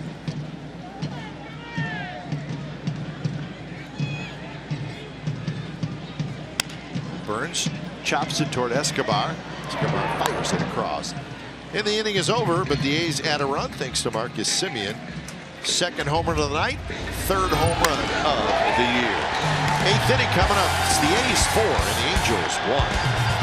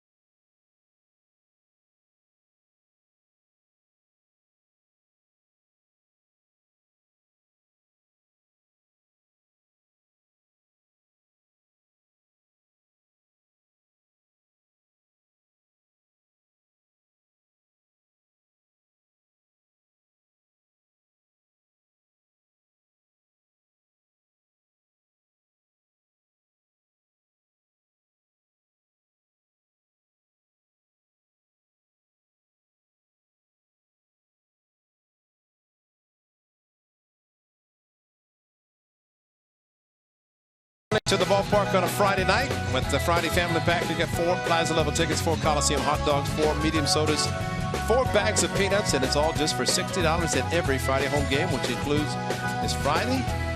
But buy now at athletics.com/family pack, subject to availability. Royals in for the weekend. Ryan Matson, a former Royal, on the mound for the A's in the 8th inning. That World Championship ring. I wonder if they'll bring it this weekend. I was thinking, yeah, should he get it, or do you wait till we go to Kansas City? I think they passed him out already, so I'd say bring it out, Dayton Moore. Have a presentation. I'm sure he'll be happy to get it. Yonder Alonso. That's Yonder Alonso, who's in the game for defense, scoops it up. No problem there. So 1 out. Hey, when it's time for change, think Speedy Oil Change and Auto Service, your oil change, tune-up, and installing experts. So Matson in after Axford throws 1 inning and gets some defensive help.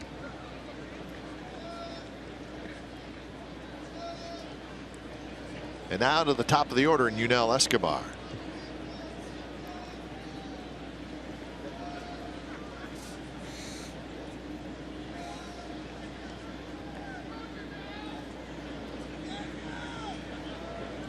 First pitch, roll foul.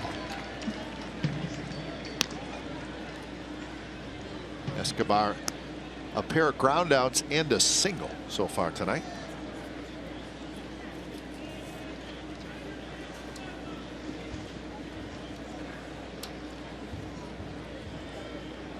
Escobar last night was 1 for 5, so 2 for 8 in the series.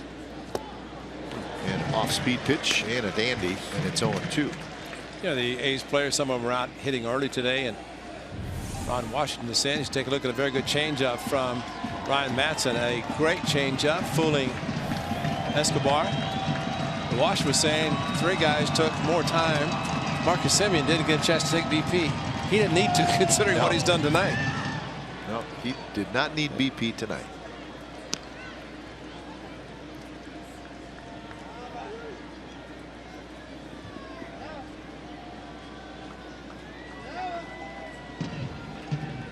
So Graveman 6, Axford the 7th, Madsen here in the 8th. That one's looped into center, and that'll be a hit. So Escobar's 2 for 4.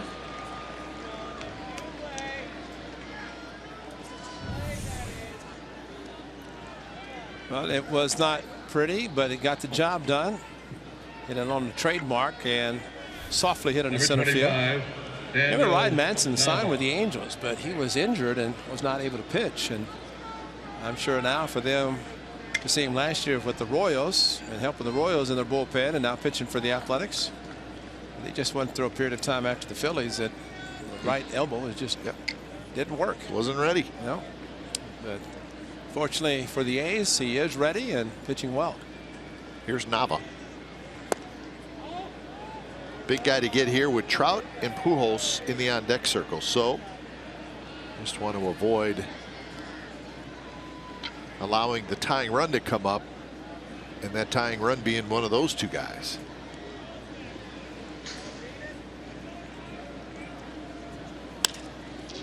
And that's going to roll into left center field for a hit.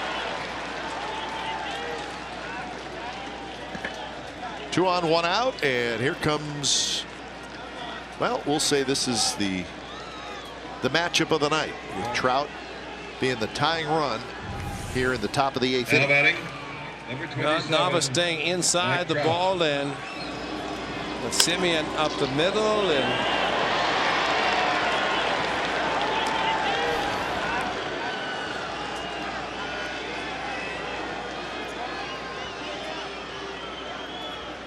Trout tonight, ground out to short, fly ball to center, ground out to third. 0 for 3.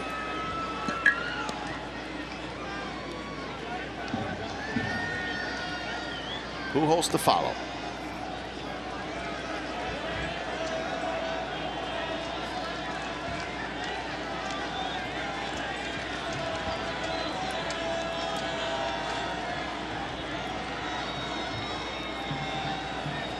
First pitch is a fastball, 94 miles an hour, outside to Trout.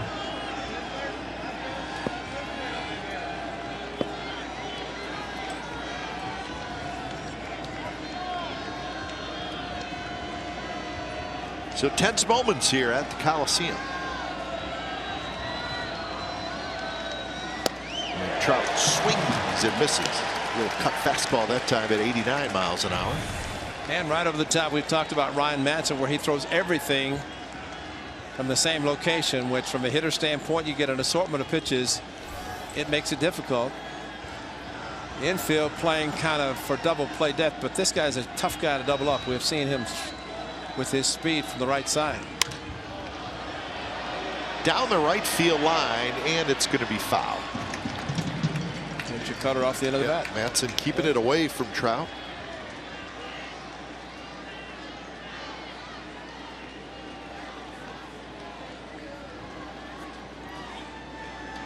Escobar at second, Nava at first, so plenty of speed on the bases for the Angels. Angels scored their lone run back in the 2nd inning.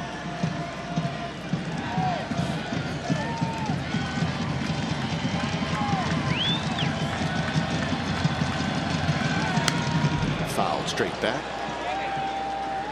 Kind of a fastball up out over the plate.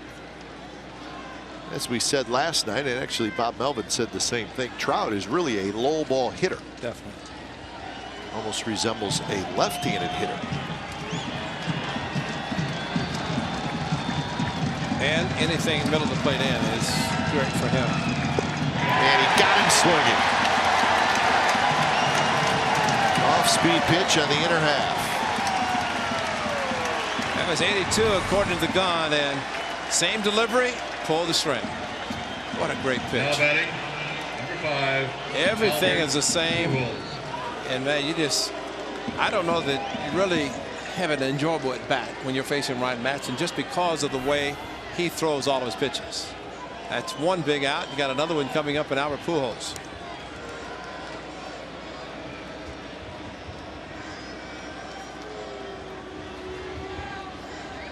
Pujols has never had a hit against Madson in his career. Tonight he's 0 for 2. He walked and scored in the second.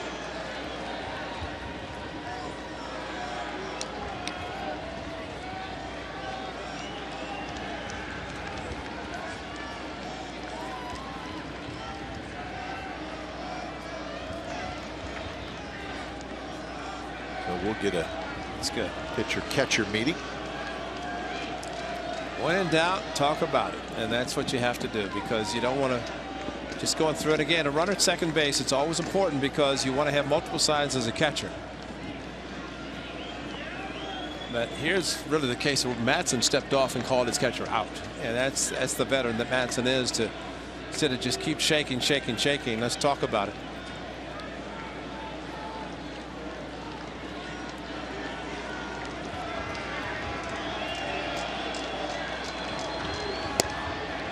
Outside corner strike. Pujols does not agree. It was a pitcher's pitch. I think Albert said that look was like, that's an unhittable pitch. Please don't call it a strike, and it did. It had to barely have the black on the outside corner.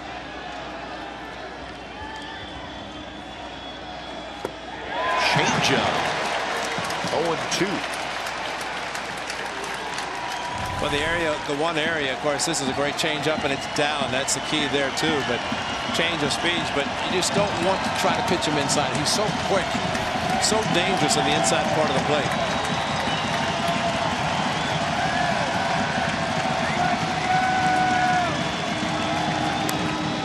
And the same pitch, and that time Pujols kind of went down to get it. He was well out in front.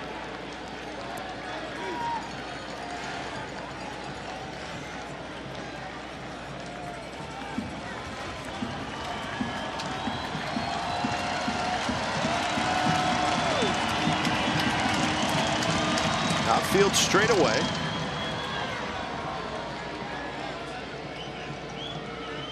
What do they say, Ray? When in doubt, work it out. Exactly. And basically, Madson called him out and said, "This is what I'm going to throw." I mean, and really, Madson knows what he wants to do. And for Phegley, just to say, okay, because Madson was the one who initiated the conversation and controlled the conversation. Pujols got a high fastball and had a good swing. 95 miles an hour. And he changed his eyesight. You know, went down with a changeup and then went upstairs with a fastball. Well, the challenge is, and well, we always talk about it, sometimes the 7th and the 8th can be a lot more stressful than a 9th when a close or a save.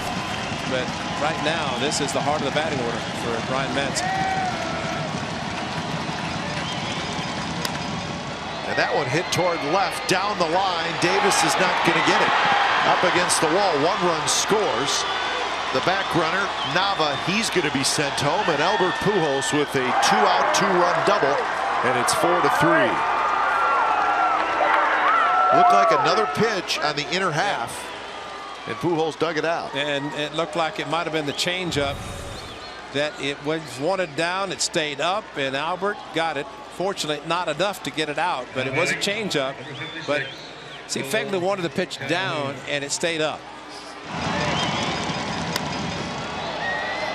And Chris Davis got to it, but with 2 outs, both runners going, and big man came through.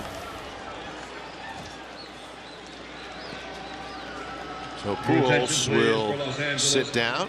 Running for Pujols, number 7. Cliff Career double, Pennington. number 584, 19th on the all-time list, and that is your pinch runner, Cliff Pennington. He is the tying run now. And a very tough Cole Calhoun.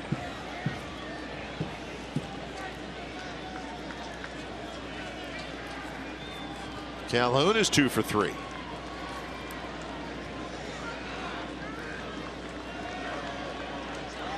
Now this is something that Ryan Madsen, when he faced Alex Avila of the White Sox, struck him out with a 3-2 changeup, but he's got first base open. I don't know that he would be opposed to pitching Calhoun carefully with the right-handed Simmons in the on-deck circle.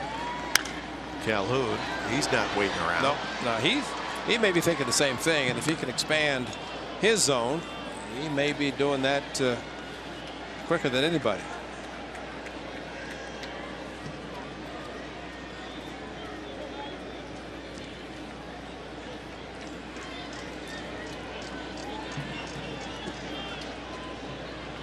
Left side of the diamond open except for Danny Valencia.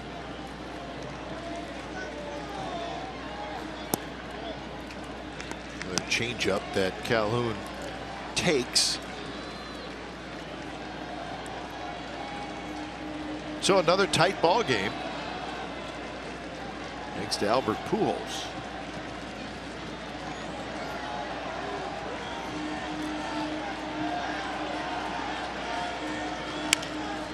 Grounded. Alonso has it to Madsen. Side retired. 2 runs on 3 hits for the Angels. We're going to the bottom of the 8th. Begley to lead it off. It's now 4-3 Athletics.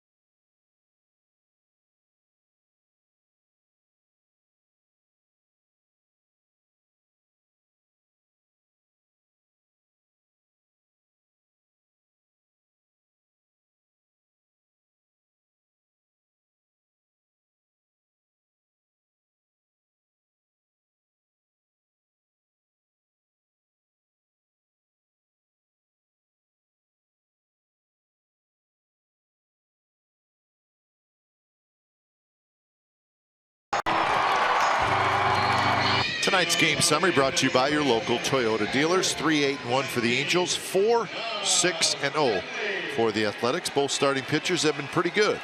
Kendall Graveman, 6 innings. It's 10 ground ball outs, which is a great sign for him. Big night for Marcus Semien, a pair of solo home runs, and Billy Burns has been on base 3 times out of the leadoff spot.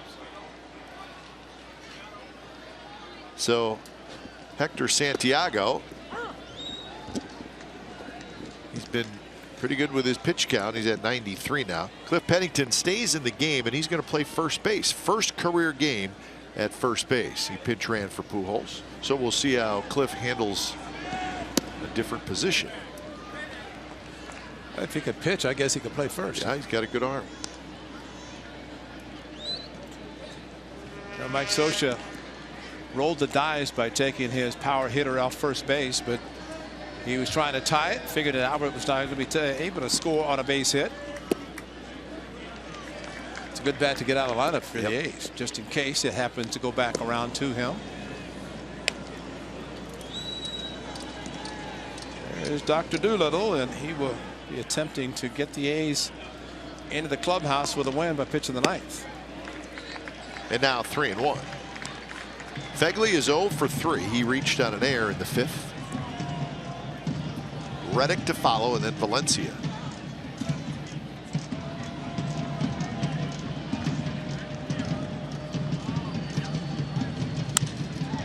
Driven to left. Nava spinning around at the wall, leaps up in front of the wall, and he makes the catch. So he had maybe a little more room than he thought, but he made a nice play. Phegley going down to get the pitch and driving it, and I'd take a chance tomorrow afternoon. Maybe the ball travels a little bit more, but Nava jumped without having to jump, and when it landed, it looked like it may have twisted his ankle a little bit, or twisted something right there. Kind of rolled his right ankle a little bit.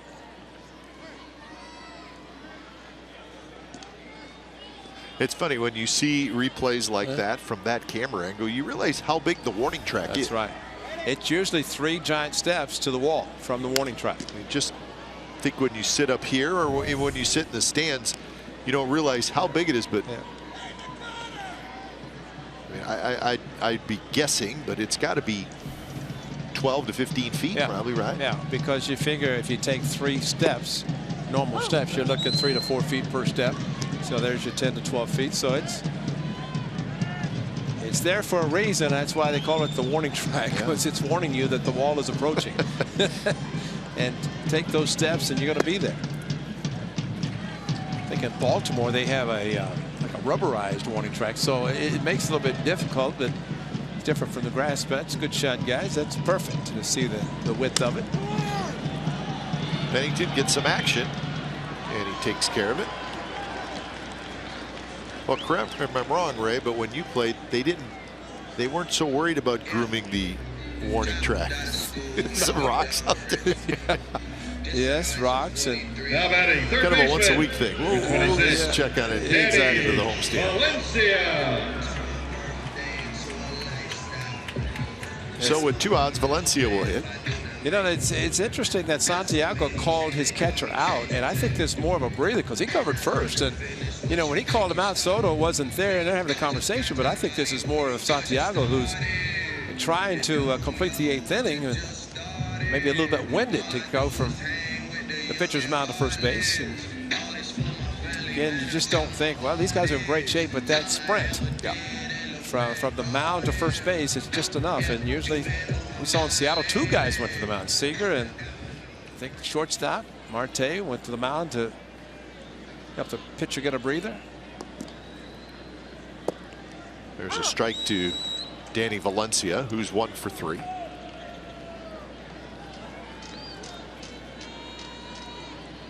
Valencia on the year is 7 for 28, 250 average.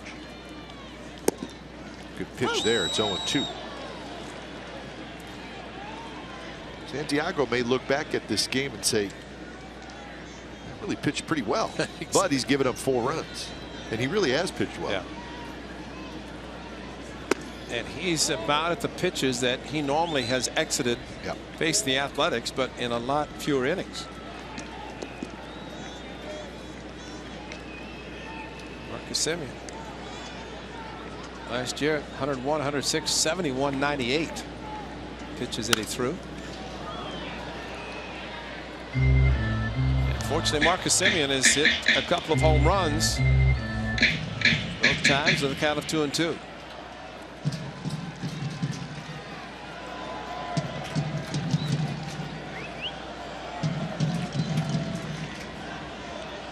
One-two pitch is a fastball, a little up and a little away.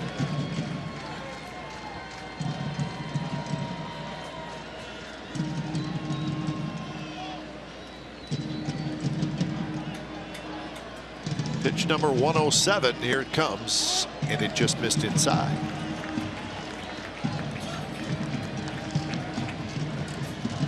So Valencia has worked the count full.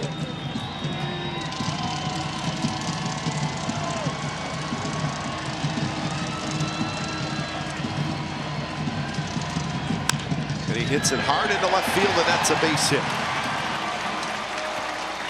So Valencia's 2 for 4. Protecting against the extra base hit, guarding the line, and hit it hard enough, and Santiago a little upset. He wanted to have a chance to go to the ninth, trailing by a run. Mike Scioscia's going to make the move. So 7 2/3 innings for Hector Santiago. Could not quite finish the 8th. So when it's time for change, think Speedy Oil Change and Auto Service, your oil change tune-up and smog experts.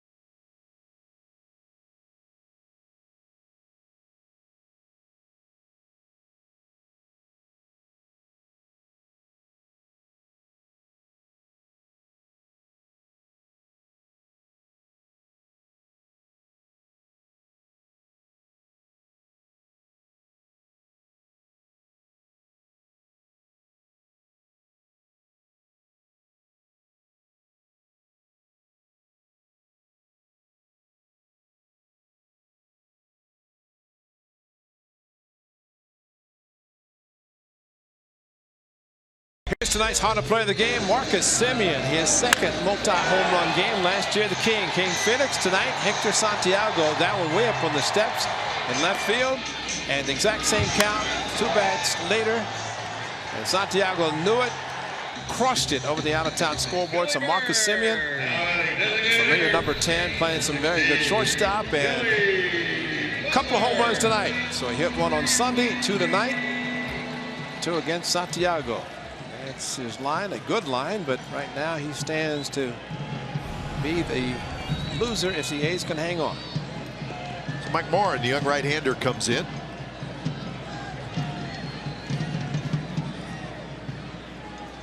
And he'll face Billy Butler. First pitch to Butler is a fastball away, 90 miles an hour.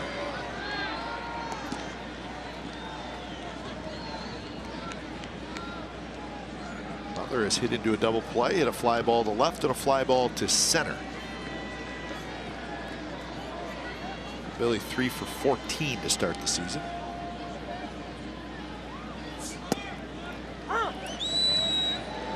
First pitch that the velocity you mentioned acted like a cut fastball.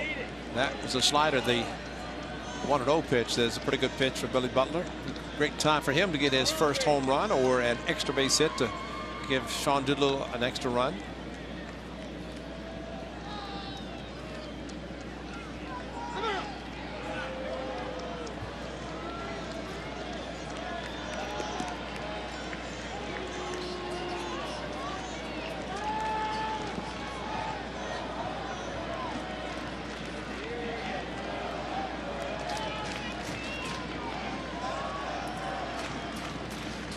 Now Morin's ready. Sharp slider. Stand with the slider too. Everything away. Billy Butler throughout his career has gone opposite field, but that one with the hips opening up. It's hard, you know. He pinch hit last night, but he did not play for 5 games.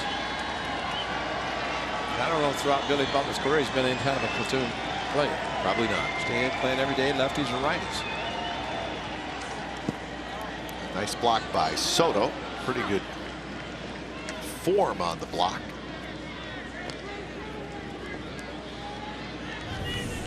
He moves well behind the plate. Soto does, and shifts nicely to his right.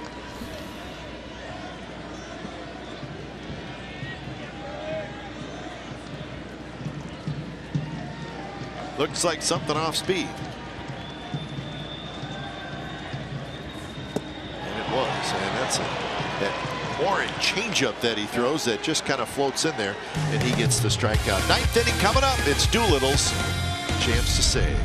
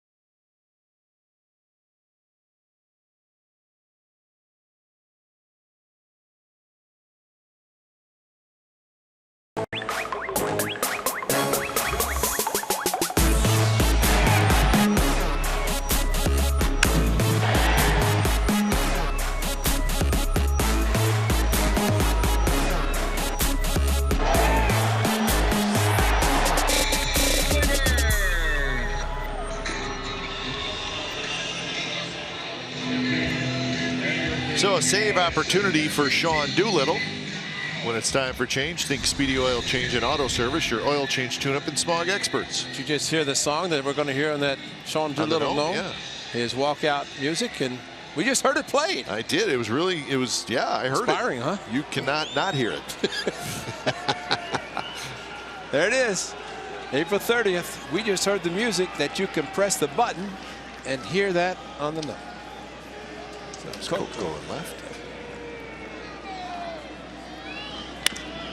First pitch, Simmons skies one to left, but it's in the ballpark. Andrelton Simmons did not wait around, and he just missed it. So Coco settles underneath it.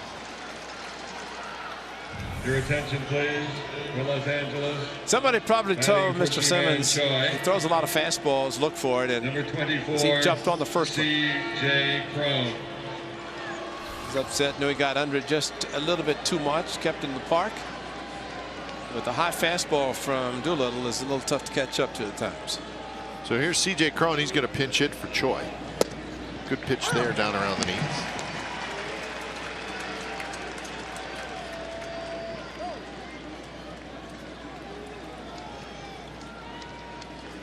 Slow start for Cron. 2 for 26.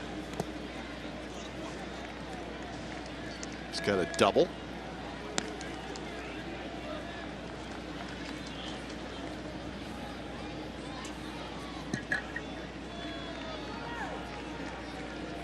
Doolittle's looking for his second save of the year.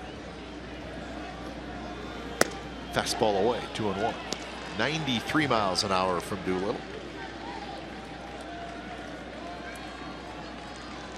Doolittle got the save on Sunday in Seattle, and he had to work for it.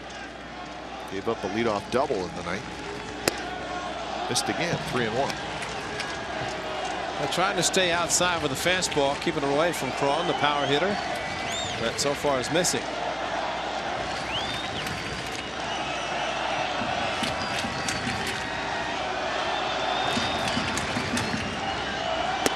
And you think about managing, and you're saying, well, why put Pennington at first base after pinch hitting? Why not put Cron there? Well, he wanted to keep Cron to hit here in the ninth inning. Good point. So a manager was always thinking an inning or two ahead. Yeah, he just blew a fastball by him. Can he do it again? No. And he missed high, and the tying run is aboard with 1 out. A pinch runner. The speedy one. Yep, right, Gentry. Your attention, please. Running for Crone, Craig Gentry. Now batting, number 18, Giovanni Soto. We know how fast Craig Gentry is. Yeah. We've seen it from the home dugout. We've seen it from the visiting dugout. Well, and they're going to shift him to the left again, and Sean Doolittle, if he stays outside with a fastball, you may see Soto just try to guide it to right field, and that means Gentry's going to be at third. Soto pops it up. Could be a play. Alonso is there. He cannot quite get it. Very difficult play. And then he got right around that bullpen mound, and that certainly adds to the degree of difficulty. Definitely realizing there's a lot of foul territory to cover here at the Coliseum.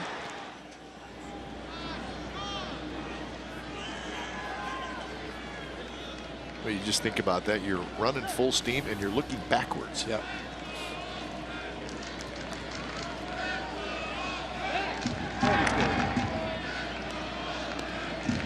Giavatelli, the right-handed hitting second baseman, will be next.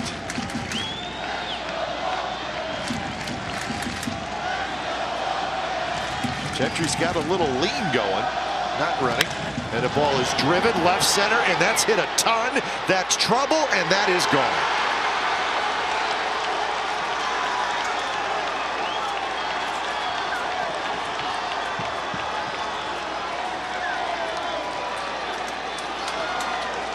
The Angels dugout erupted.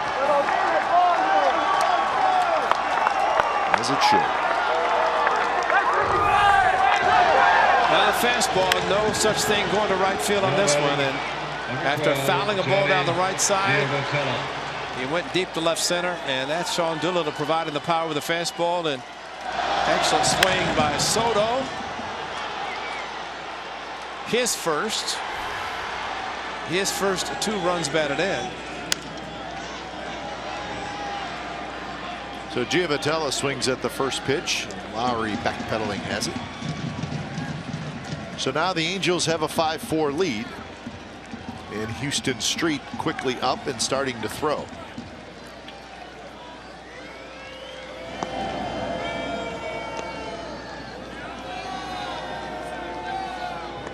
They're looking for Escobar, who is the scheduled hitter. He's nowhere to be found.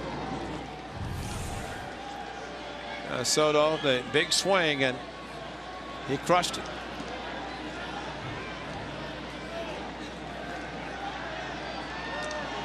And now Escobar will walk to home plate. If you want to know why Escobar annoys Number people 6, that he plays against, Janelle this is the Escobar. reason. What was he doing? Is he on the phone or something? I don't know. See, and then this right here. See, a veteran pitcher in spring training. About a week into spring training, was facing him, and he yelled, "Get in the box and get ready to hit." Yeah. And they went at it. Something just happened. Larry Vandover, the crew chief, did something down at third base, and maybe he did the same thing. Yeah. I hope he did. There's no excuse. Nope. I mean, you're in the game. This is your 5th at bat, and you have to know the lineup turns over, and your leadoff hitter should have been the on-deck circle, and that's something that really should have been thought about even before I had to go get it. He drives this one toward the gap. Nobody's going to get it. It rolls all the way to the wall off the CSN side, and Escobar has his 3rd hit. Definitely have to keep it at the 1 run. You cannot afford to give the Angels an extra run. Something that all closers like.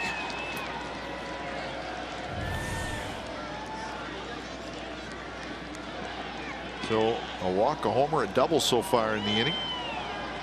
Your attention, please, ladies and gentlemen. Los Angeles batting for Nava. Number 58, Carlos Perez. So Carlos Perez, right-handed hitter, is going to hit for Nava.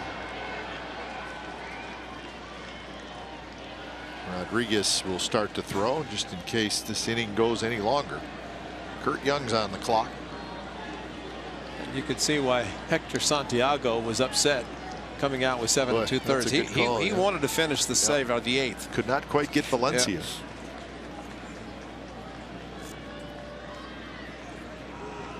Because you always hope to complete it and think that maybe you have a chance to sneak one in, and thanks to that man Soto, Angels have the lead.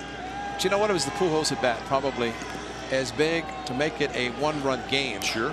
Because he fought and ended up driving in 2 runs with a hit down the left field line. And that goes from a 3-run lead to a 1-run lead the 9th inning. So that's a huge difference, especially with a home run by Soto. First pitch to Perez is a strike on the outside corner. Again, Perez is hitting for Nava, the left fielder, so Angels will be able to leave Gentry in the game. Probably going for defense anyway.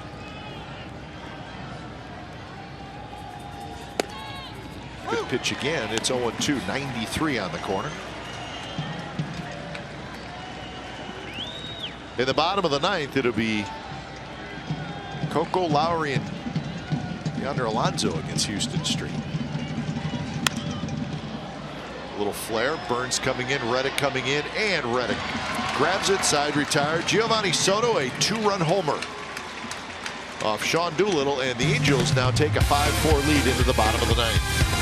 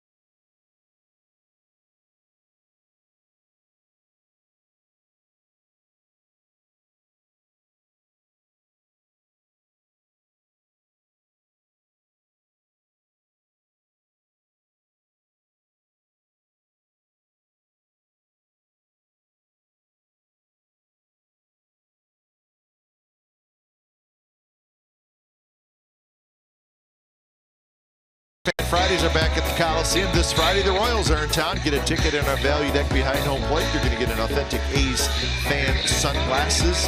You're going to get a cheer card and a $6 food and drink voucher, all for one great price. The best deal in Bay Area baseball is CSN's Authentic Fan Friday. Now pitching and batting second, number 16. So the A's will have to come back. Disappointing top of the 9th inning. See if they can walk off here in the bottom of the 9th. When it's time for change, think Speedy Oil Change and Auto Service, your oil change tune-up and small experts, and it's the veteran closer Houston Street. Street came in to get the save last night. He's got a couple saves on the year. As expected, Gentry, after pinch running, stays in the game in left field. He's a very good outfielder.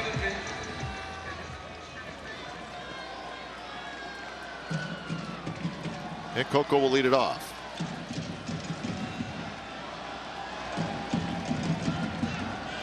First at bat for Crisp. He'll be followed by Lowry and then Alonso. So it'll be 3 left-handed hitters against the veteran Street.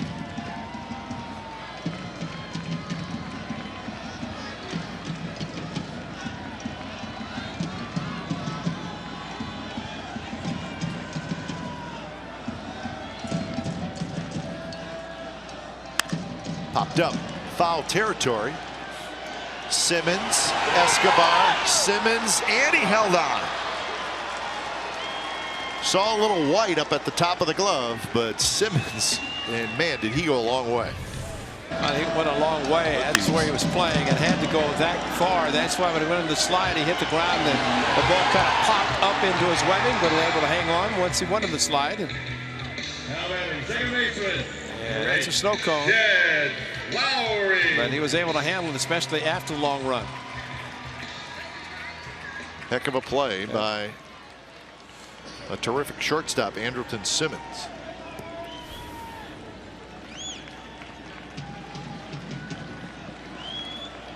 So 1 out for Jed Lowry, who is 0 for 3.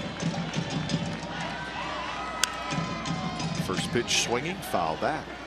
Lowry has grounded to short, fly to left, fly to right. All those at bats came against the left-hander Santiago. So his first at bat left-handed. You see Stephen Vogt into the on-deck circle.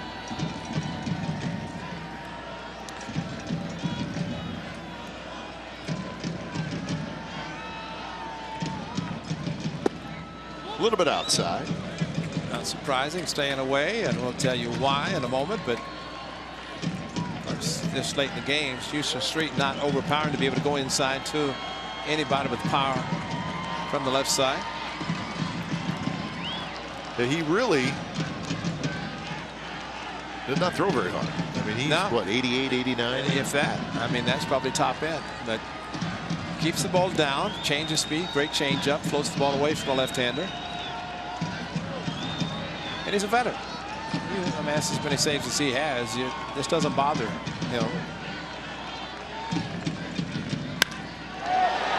Center field. Trout's back. Trout's got room. Maybe 3 steps in front of the warning track, and he has it. So Lowry put a decent charge into it. Comes up short. He had hoped to pull it a little bit more than he did. To try to get into the seats. Came close, but so Stephen Vogt's going to hit for Alonso, and Alonso went in for defense. And unfortunately, the Angels scored a couple, and now Stephen Vogt will try to keep the game going.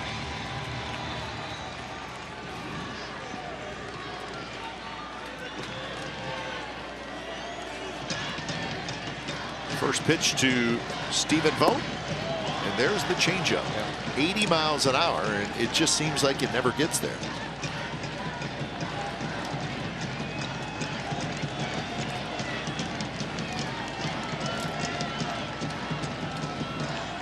Setting up outside, and it's grounded up the middle. Simmons, and that's the ball game. So an early season gut punch. Yep, very big gut punch for the Athletics. Final score, the Angels win it 5-4. The game took 3 hours, or make it 2 hours and 41 minutes in front of 13,452. Final score tonight again, the Angels 5 and the Athletics 4. You've been watching Oakland A's baseball on CSN California. It's part of the NBC Sports Group. Don't go away. A's postgame live with Henry Wolford and Shooty Bandit starts right now.